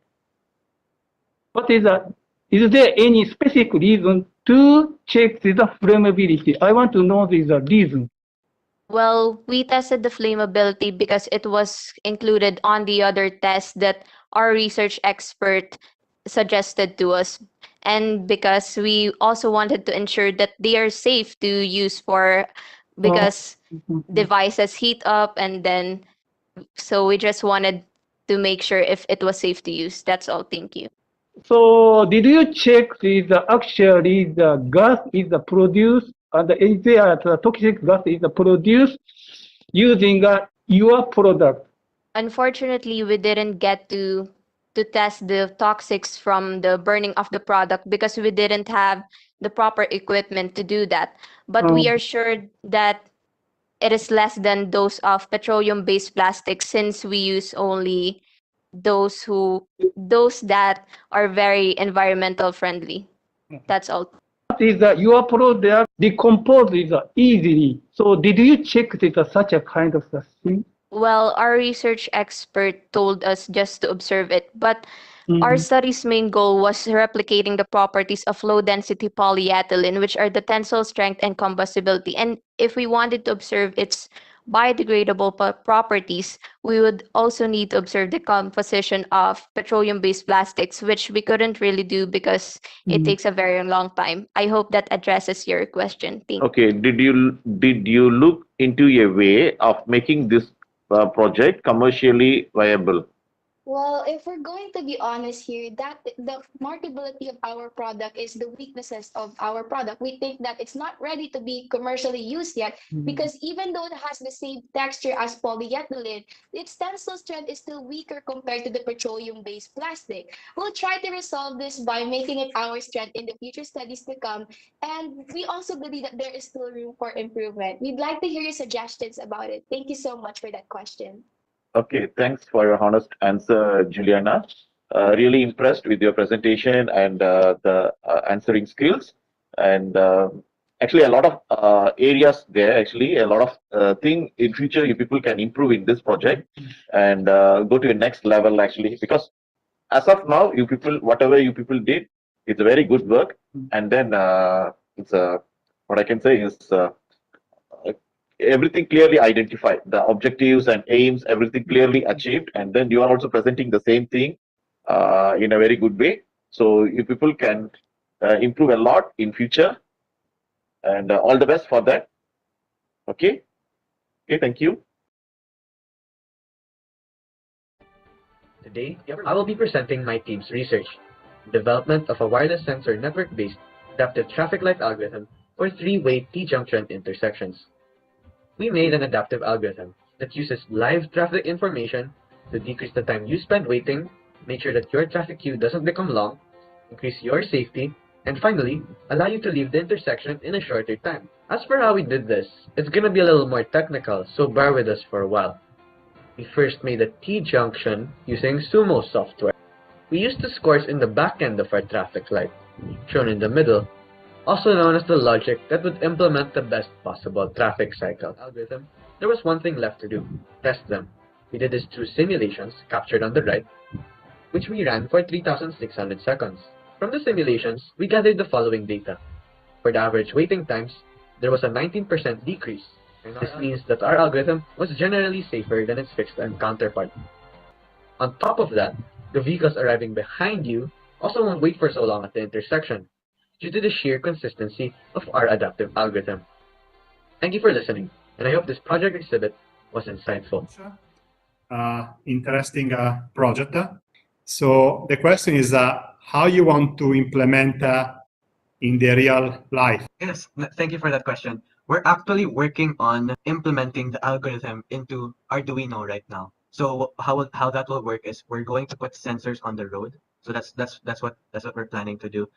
So it will be one near the intersection and then one some distance away. So it can calculate how many cars are passing through the intersection for a specific amount of time.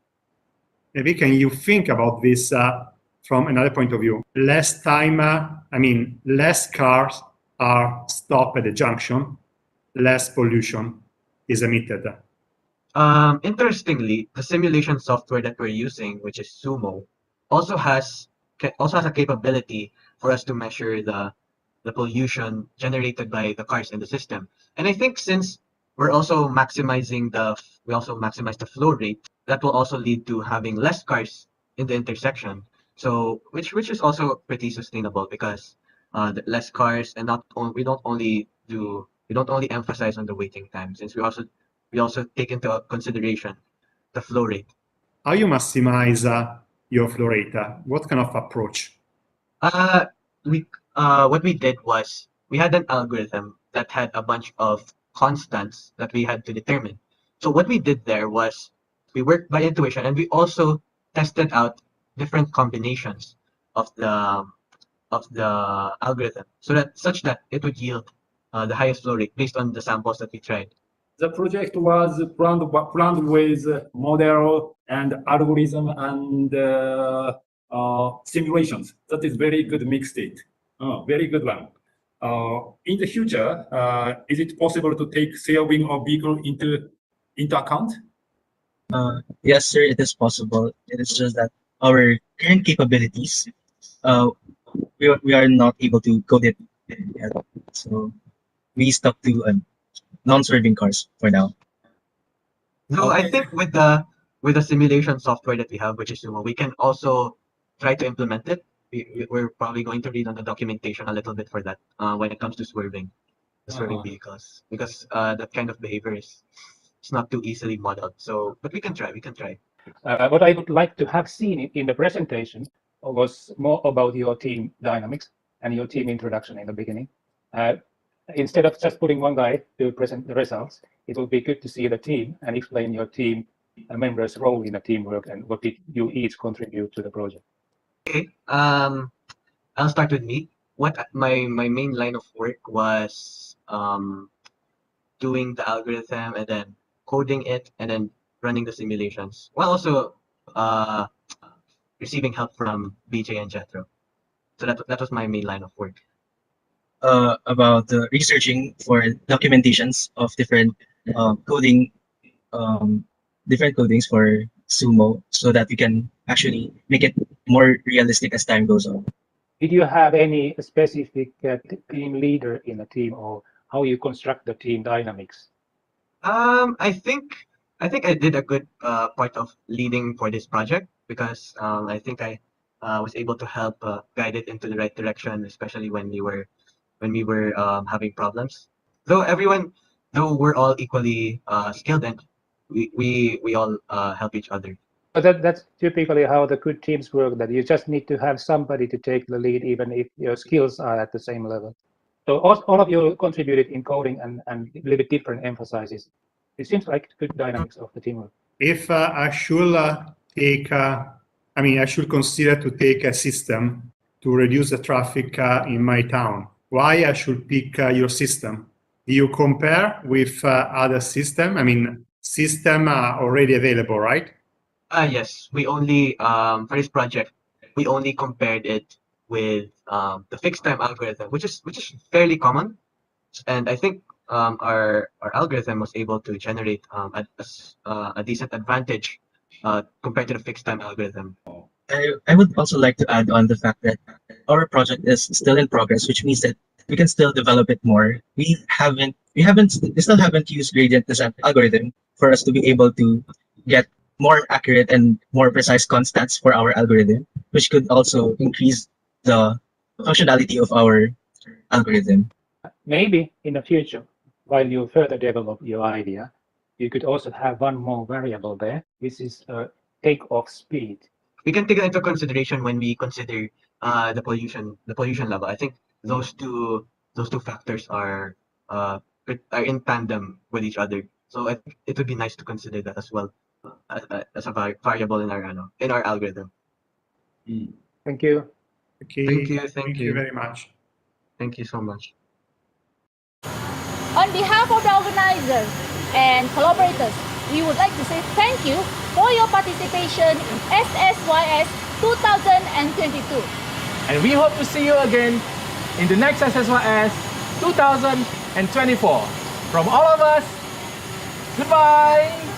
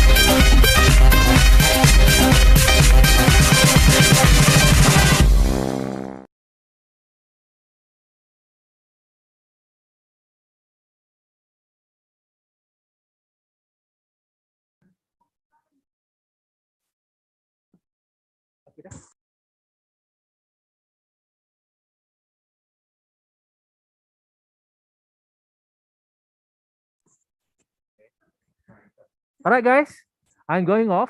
So don't forget to fill in the evaluation form on the chat box. Yeah, click on the evaluation, and then we ensure that those who fill in the evaluation we get the cert. All right, just fill in the evaluation. Okay. Okay, just so you know, the evaluation link will end at today's midnight, Malaysia midnight, not London midnight. Malaysia midnight. Okay. See you guys. And for those of you who are COVID positive, stay safe. Don't infect other people. And I'm going out and I'm wearing this. Hopefully, I'll be safe and be seeing you guys 2024. Bye.